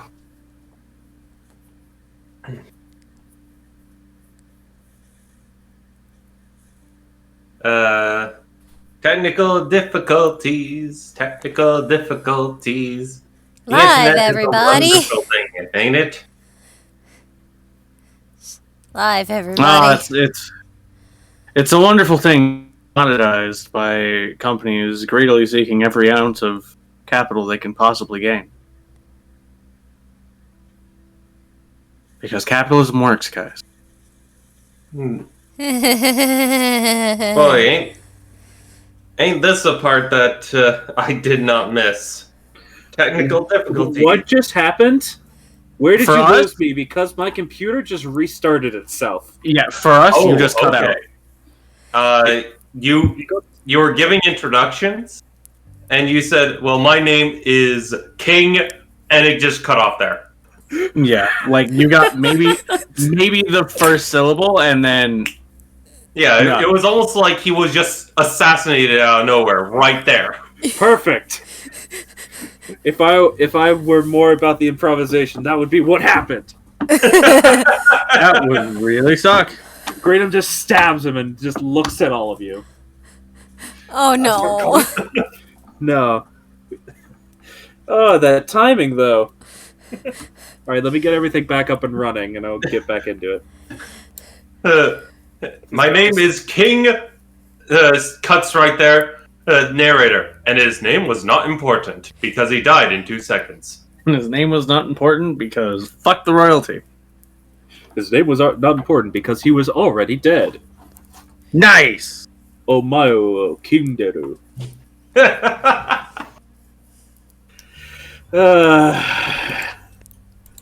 Computer, your comedic timing is on point today, but why? Well, you All need to right. restart, apparently. Apparently. Alright. Okay, got the game back pulled back up.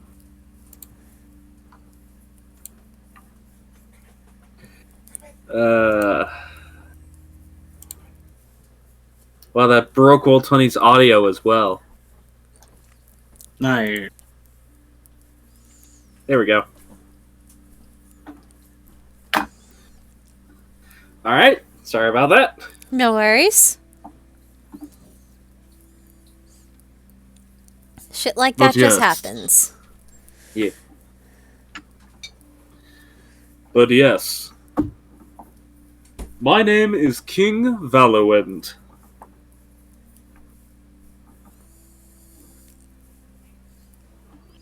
It's a pleasure to make your acquaintance, King Valorant. Mm, I'll type that out for anyone who's curious. Yes, please. Valor Wind. Okay. Valor Wind.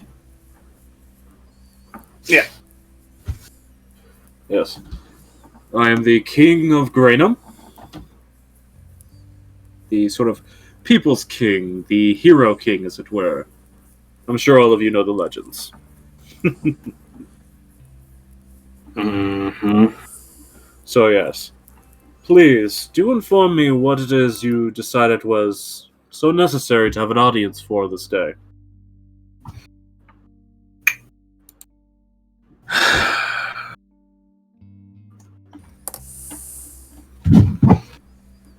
I mean, where do we start? Maybe with a rather pressing issue. The head of the cult of Magisteria was the leader of Fellhaven and likely still is. See, as soon as the words Magisteria leave your mouth, his eyebrows immediately sort of raise. That is a bold accusation.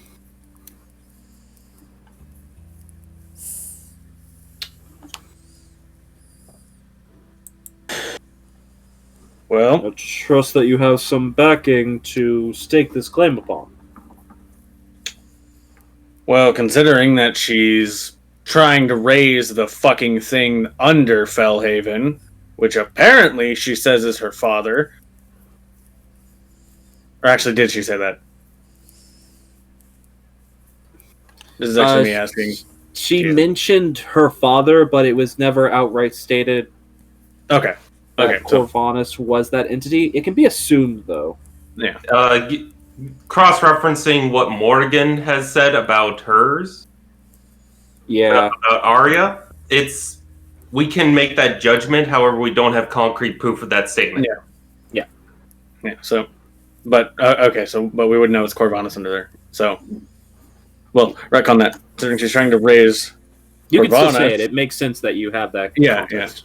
yeah, Corvanus, which is apparently also her father. Again, the bold accusation, though I must admit your knowing of that name certainly adds a bit of weight to your statements. We went to Fellhaven because Morgan has a connection with what once was the Azamar Aria. I can It led us provide to- proof if you need me to. Oh, I always love some good proof. Well, Kind of gesture to Morgan. I don't know how convincing it is, but to do so, I do need to produce a weapon. Do I have your permission to do so, so long as I am able to do so in a non-threatening way? Young missus, you would not be threatening to me with all of the weapons of this kingdom in your hands. Fair enough, but I figured out of respect for your position, I should ask permission. Very well. Yes, you may produce this weapon. Just like the immediate just suspicion from Brimstone of just But Morrigan will produce the moonlit aria and hold it in a way as if just, presenting a blade. You would have me take this weapon from you? If she's willing to speak with you, when you touch the blade, you will get proof. Granum,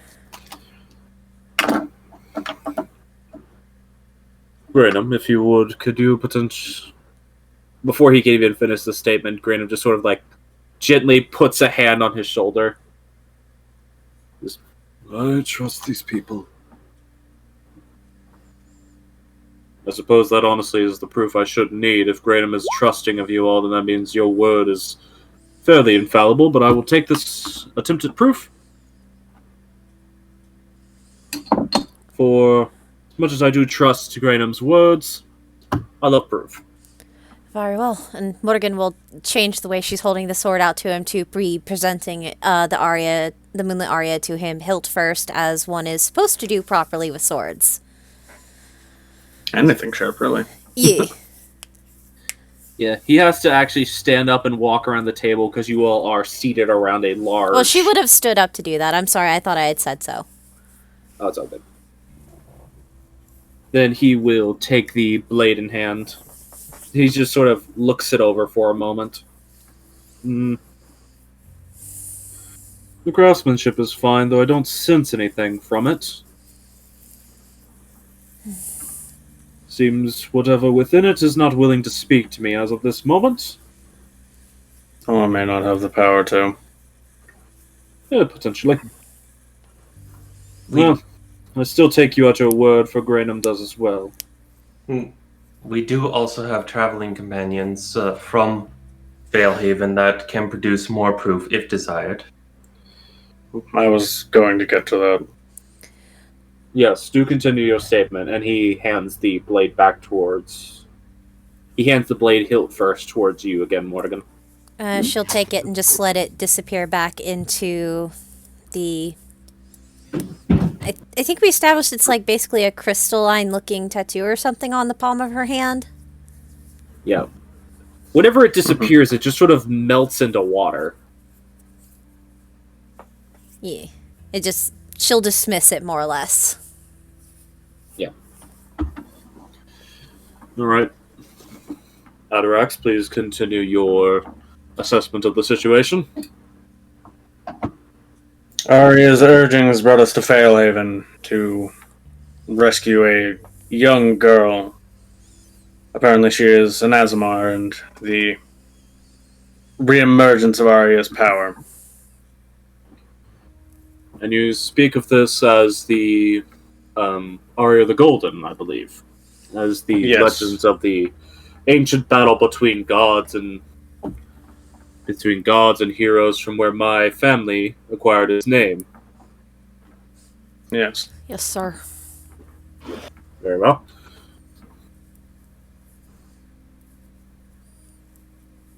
When we found the girl, I also found her mother, who happens to be a child of the leader of the cult of Magisteria, also named Arya, as we found. That is a bit confusing. Yes. Hence why I'll only refer to her as the leader of the cult. Fair enough.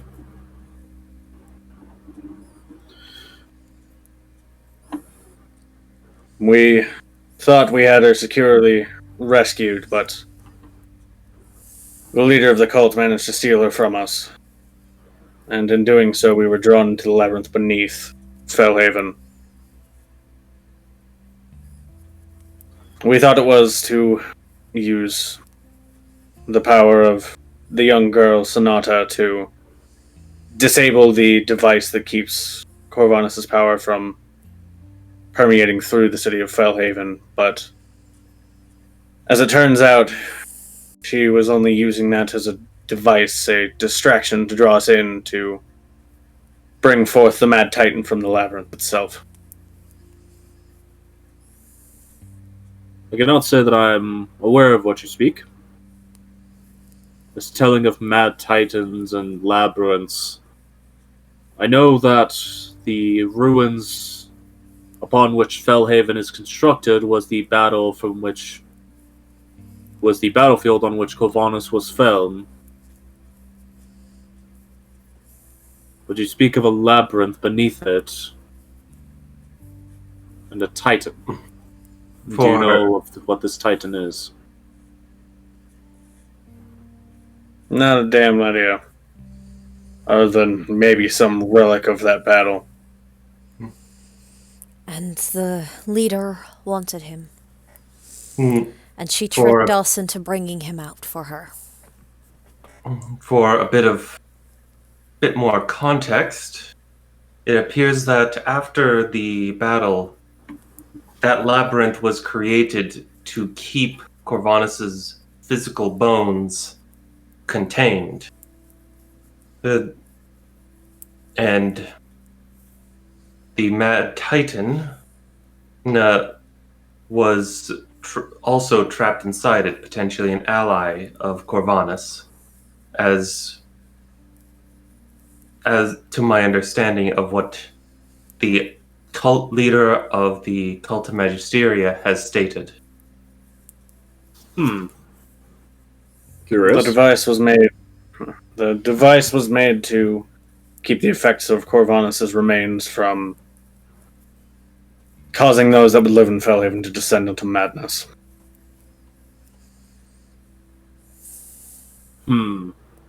Said device was created from a piece of another god. Altea.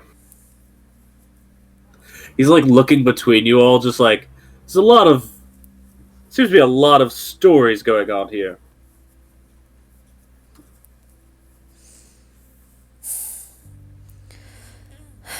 Brimstone, I don't think there's any more beating around the bush or the big thing we need to tell Grainham. Random, she fucking stole Keta from us. What? She You actually fucking see Grainham stole- raise himself from his seat at that, and that actually causes Valorwyn to sort of like look over at him surprised.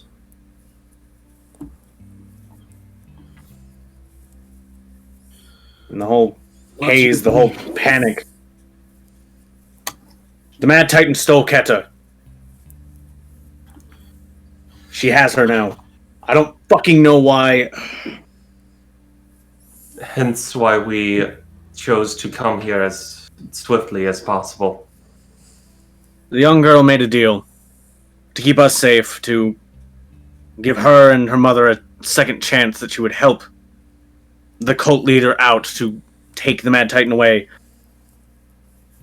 But Keta was stolen. I don't know where. We don't know where. We don't know why.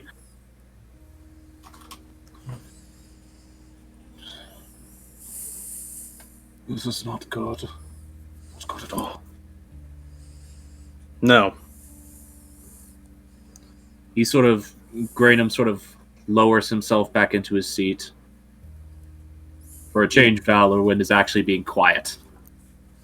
It appears that the cult leader is collecting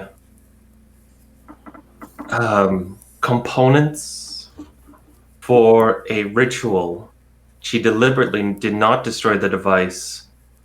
It's in the labyrinth that is restraining Corvanus. She did destroy an aspect of it that made it more difficult to come back to the device, however. The labyrinth did have an effect to let teleportation not function there, but she destroyed something on it, so that now it does. It would be easier to return to now. This is not good. I know of Keta's and my blood's potential tie to that place. We do have one more element of proof if you are still not 100% certain of our word. Failsy, can you produce it? as he dumps the dragon head handle onto the table. You actually watch as you sort of spill it out onto the table, and the main eye in the center of its hilt slowly peels open. Oh, I didn't know it'd do that. Quick, cover it. The Hessian bag. By the gods before.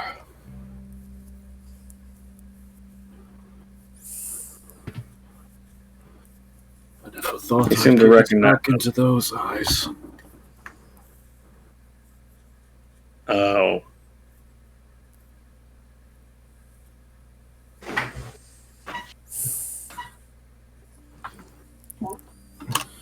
We're dreadfully sorry to be giving you such unfortunate news at this time.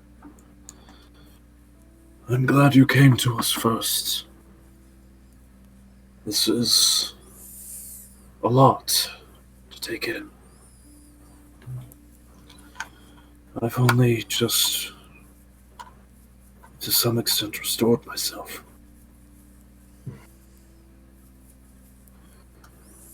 And now this has happened.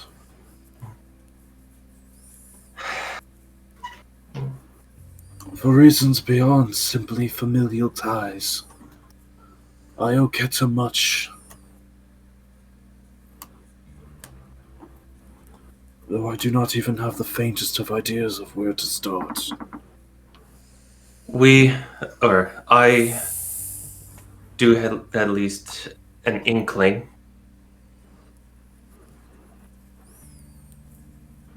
I haven't been able to investigate it much, but that blade appears that potentially might have been crafted in the country of the Blossom Kingdom.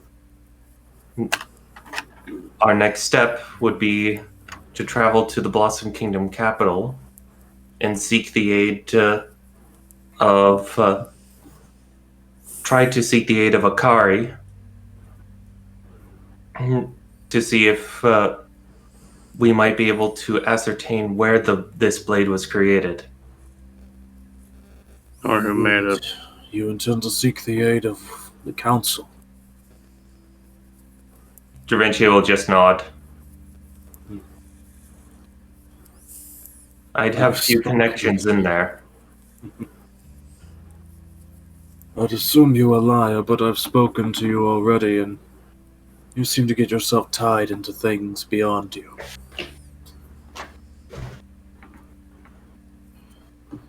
I can tell you from looking at that already, that blade.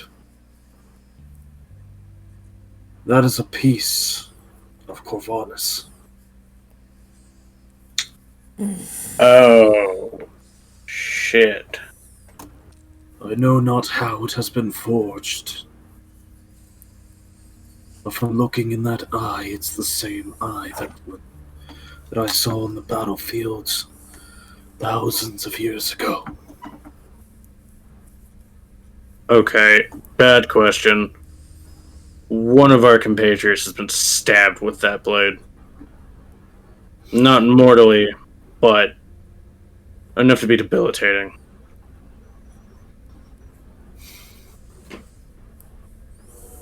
If you can bring them to me, I might be able to aid in healing them.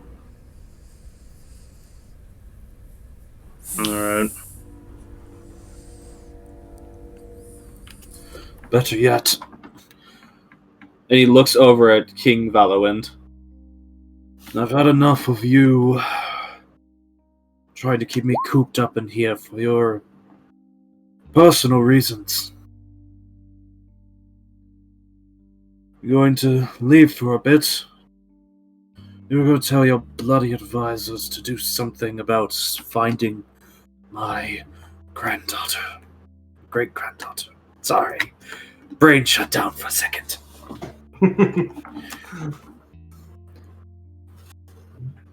Yeah, isn't she granddaughter? Yes, granddaughter. I was right the first time. Yeah, so I was like, Vivian's his daughter. Yeah, I was like trying to remember. My My brain mush. No, it's fine. I was just making sure we had the. Yeah, granddaughter. I was right the first time. Darn it. And at that point, Valorwin just sort of stiffens and just nods. Well then, I suppose I will be potentially discussing further with you all later.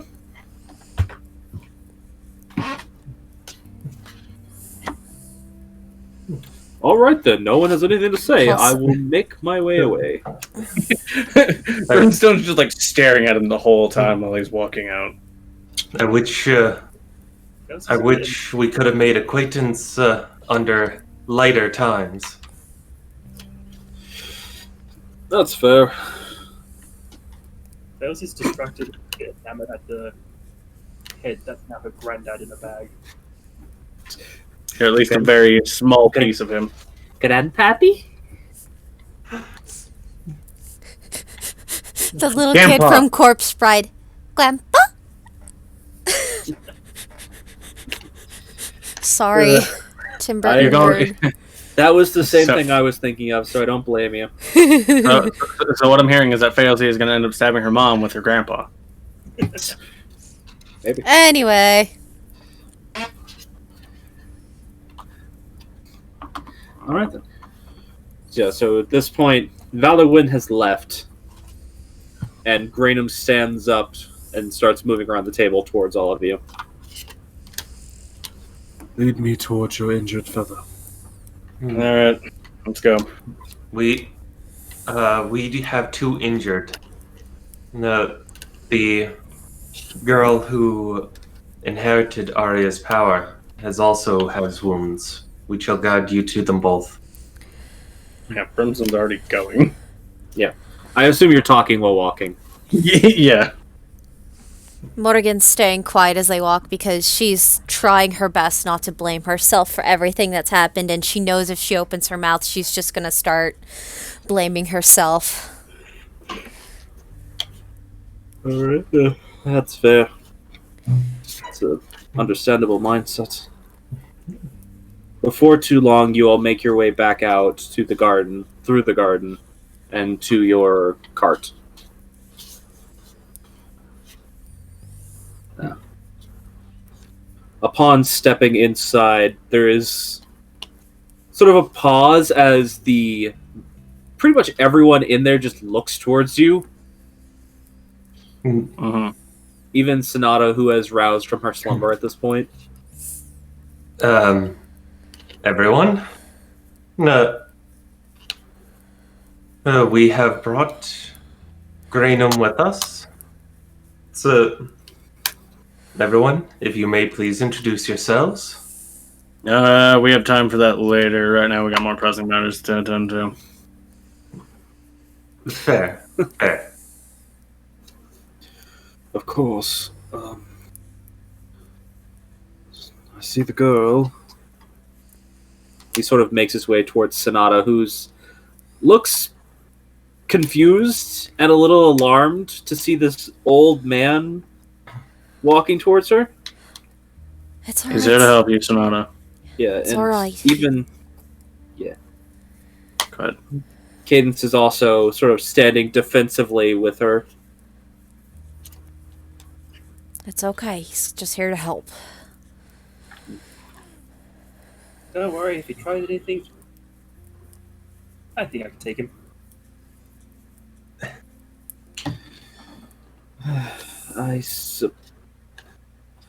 Very well. Sonata, if he can help you, let's let him look. Graynham takes a few moments to look over Sonata's injuries.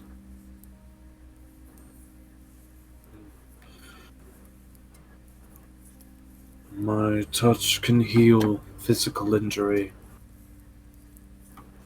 of near any sort. It's a bit more than just that.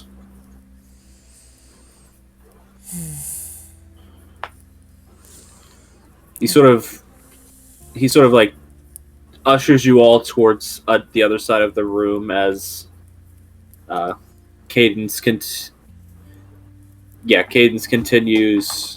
basically just at this point helping Sonata eat something because Mhm. Leah's cooked at this point. I'm knowing you all, I'm certain you're aware at this point, but there is foul magic about those stones. No, of course there is. I can and I did heal the injuries surrounding them from the cuts they pry upon her skin. Those got to And- get removed before anything else can be healed. Well, I was able to heal much of what's wrong with that child's body. Mm. Exhaustion, bruises, fractured bones. She appears to have been through much. Didn't She really should have be a way to better. heal her, so we were just trying to keep her comfortable for the time being. Well, I will tell you this. Those types of injuries are not something magical healing, unless it's akin to my own, will simply heal. It takes time. Mm. In that regard, she will be more stable now. That's good. What do we do about getting those crystals out of her? But I've seen your tiefling, your purple friend there, I believe her name is Fairsley. She's popped up a few times. There's a modus typical of hazard spirits removing crystals like those. Mm.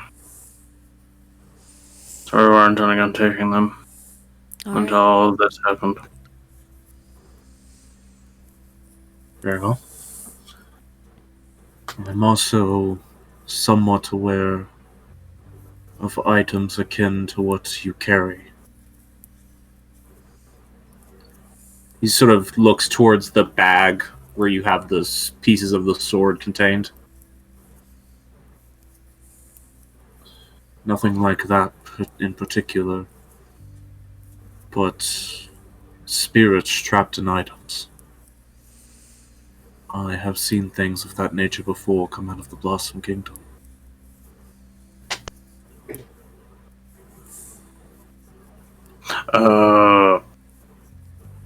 Okay, I thought you were implying that there might be spirits trapped inside of her body because of the crystals, but okay.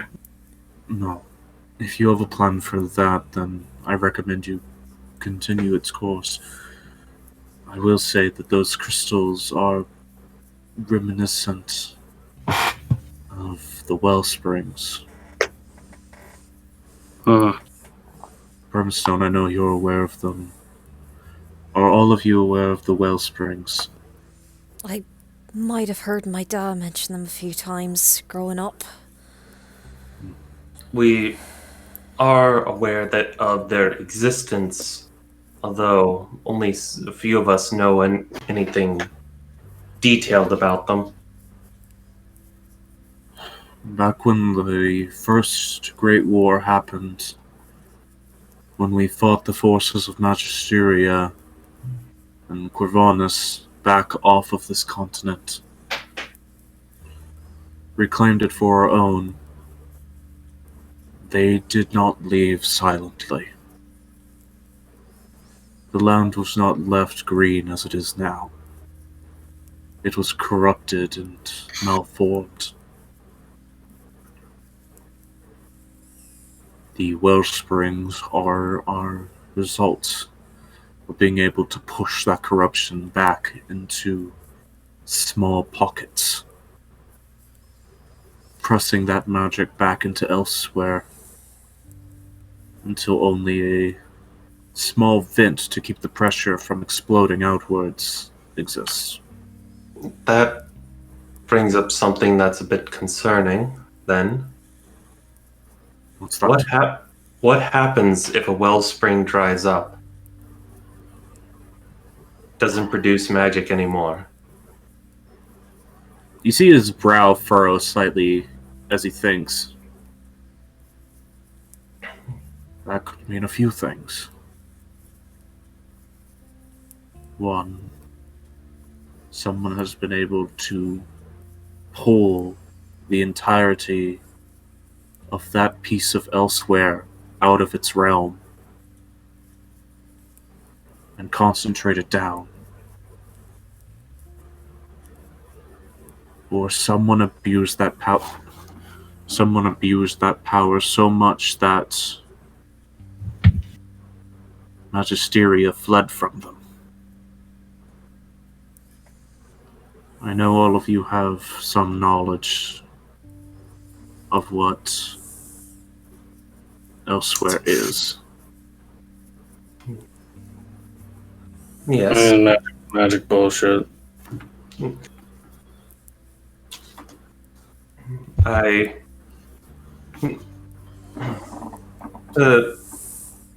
We had left Felhaven and came across what was once a wellspring outside of Felhaven, but all we could find were some remnants of crystals of magic, and that was it. That would mean that either all the magic came out, or whatever's providing it from the other side left.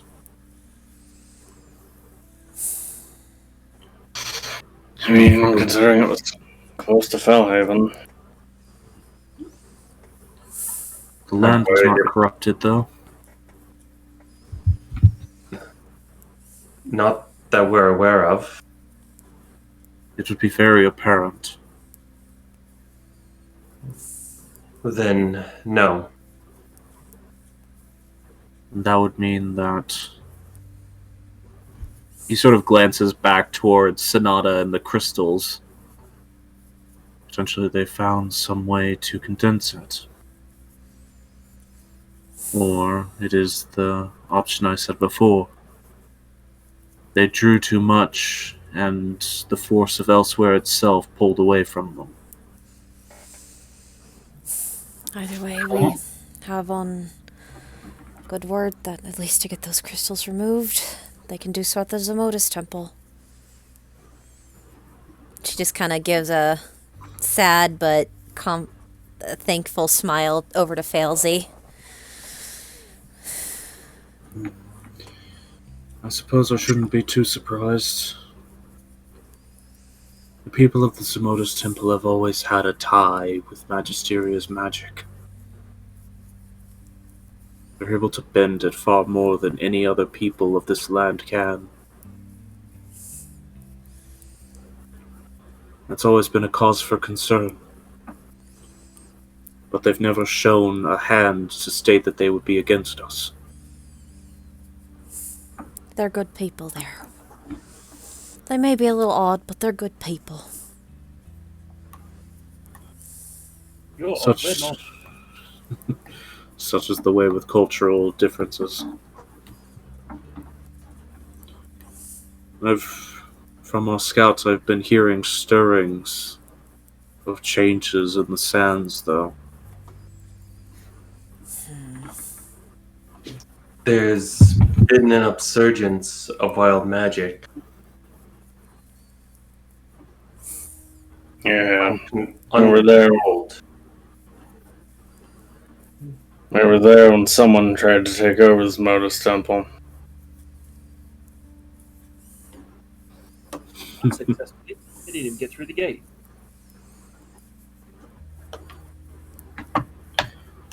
They came close, though.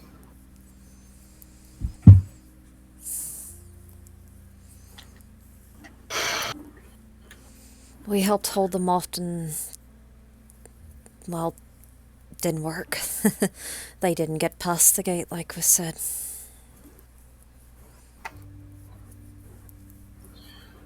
That's good. You may still have a chance to have her healed by someone capable enough to do so. My only other thing to say is that the essence that those crystals give off, it's from a different source, but it's a similar essence to that blade gives off.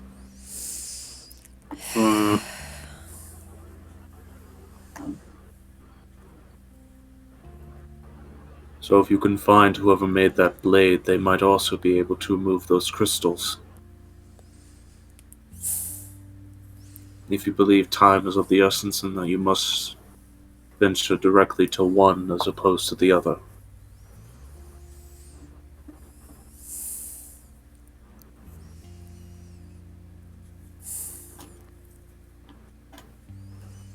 Are the crystals at risk of injuring her further? Magic like that is not intended to interact with a person's body. I believe the fact that she is an Asmar is the only reason she's not dead right now.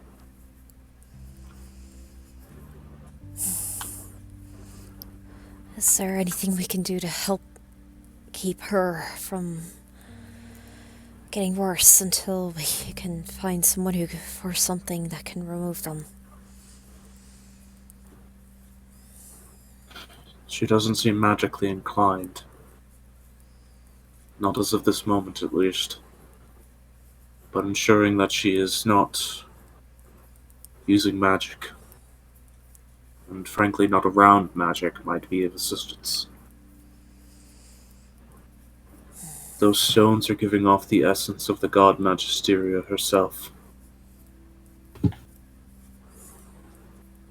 That's not good, I think. I'm trying to think of the way I can describe this. It's like blood.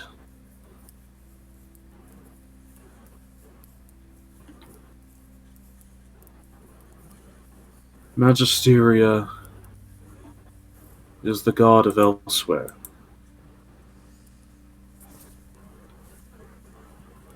And elsewhere is where all magic comes from. I don't tend to like to think about it, but I know for a fact that much of that magic is, in a sense, Magisteria's life force and blood.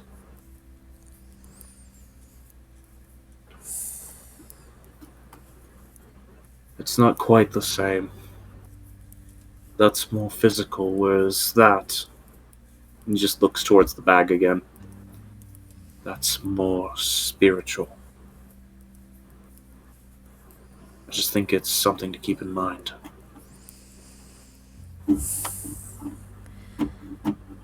Fair enough.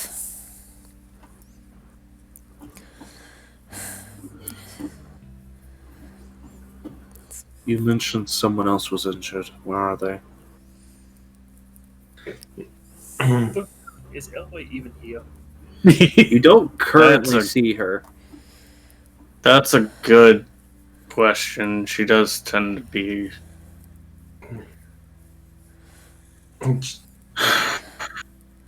Elway, please.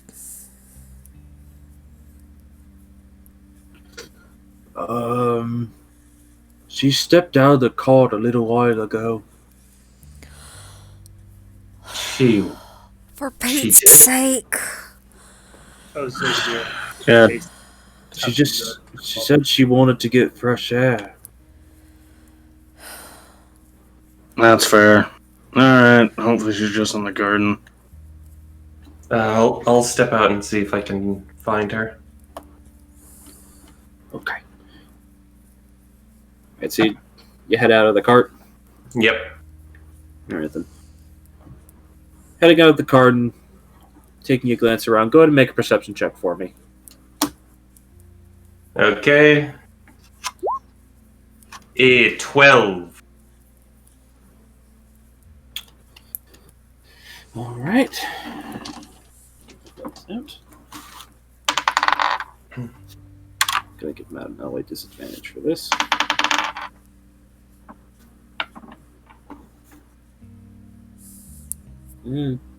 Two not so stellar rolls, but her stealth is a pretty decent score.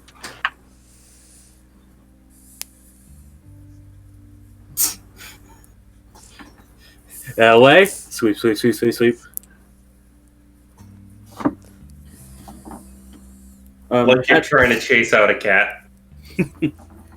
At times you feel like you probably saw her, but you like move forward to try to pursue whatever it was and just find it to be someone wearing darker color robes or someone who has like a flower headpiece on. A flower and feather headpiece on. Like little things that you keep thinking are Elway, but when you go to look at them, it's not her.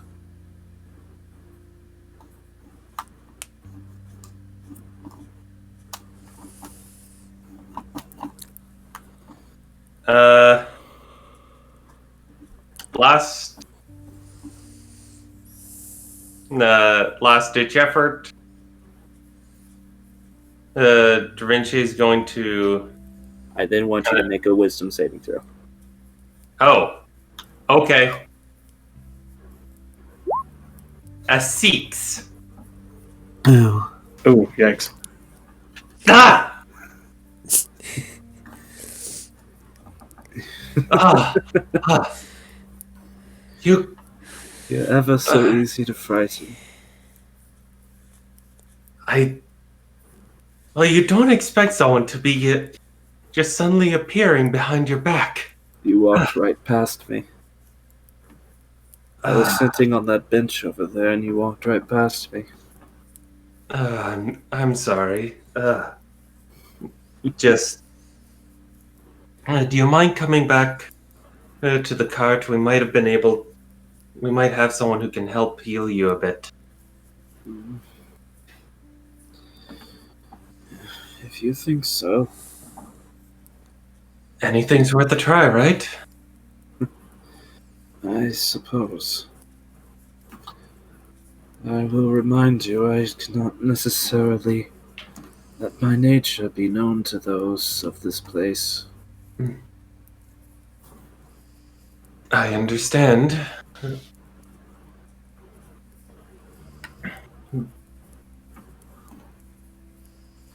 Very well.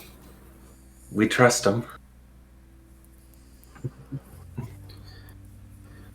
Alright. She follows you back. Her walking is not fast right now. Yeah, no. Dorinthia would offer her an arm and help her along. She will take the assistance. For a rare change, it actually feels like you are leading about an old lady that Madame Elway always appears to be. As they go back to the cart.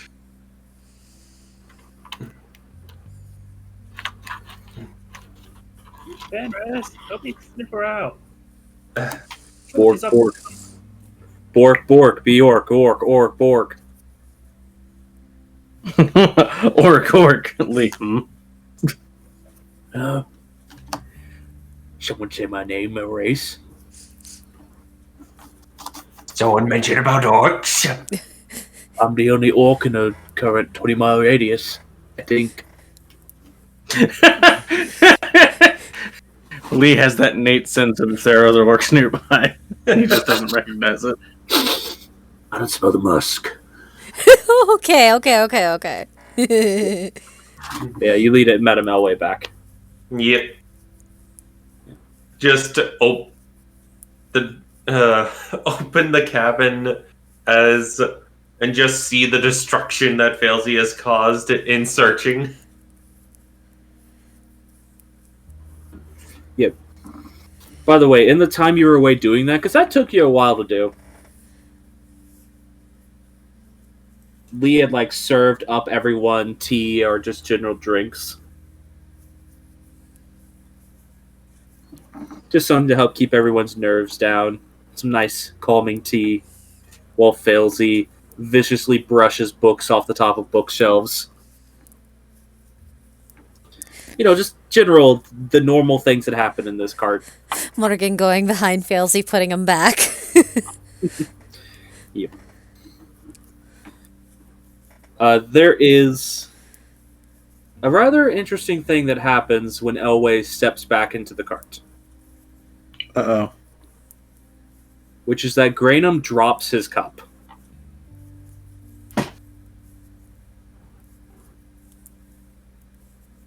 And there's the two of them look at each other,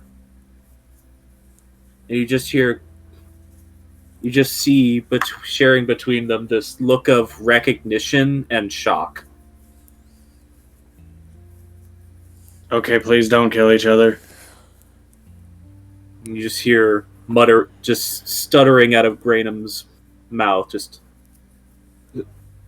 away. And that's where we're going to end the session for tonight. Ah! I didn't realize that much time had already passed. Yeah? All right. First time back in a while. How's everyone feeling about it? God, I missed this. Yep. Fuck. I mean, fair. And it's 2 weeks till our next session for right now, because right now we are on a bi-weekly schedule. Are we? Well, we should be, because of what Myth had... For the time being, I think because of an obligation Myth has. For the time being, we play when we can.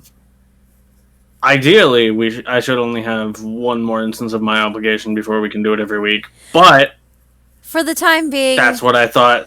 We're playing it by ear. Exactly. But we're trying to aim for as many Saturdays as we can. Yeah. Probably won't have one next. We probably won't have one next Saturday, but we might. Things could change. Depending on how I'm feeling, we might have a stream next Saturday, but it might just be something like Cards or Among Us. That's fine.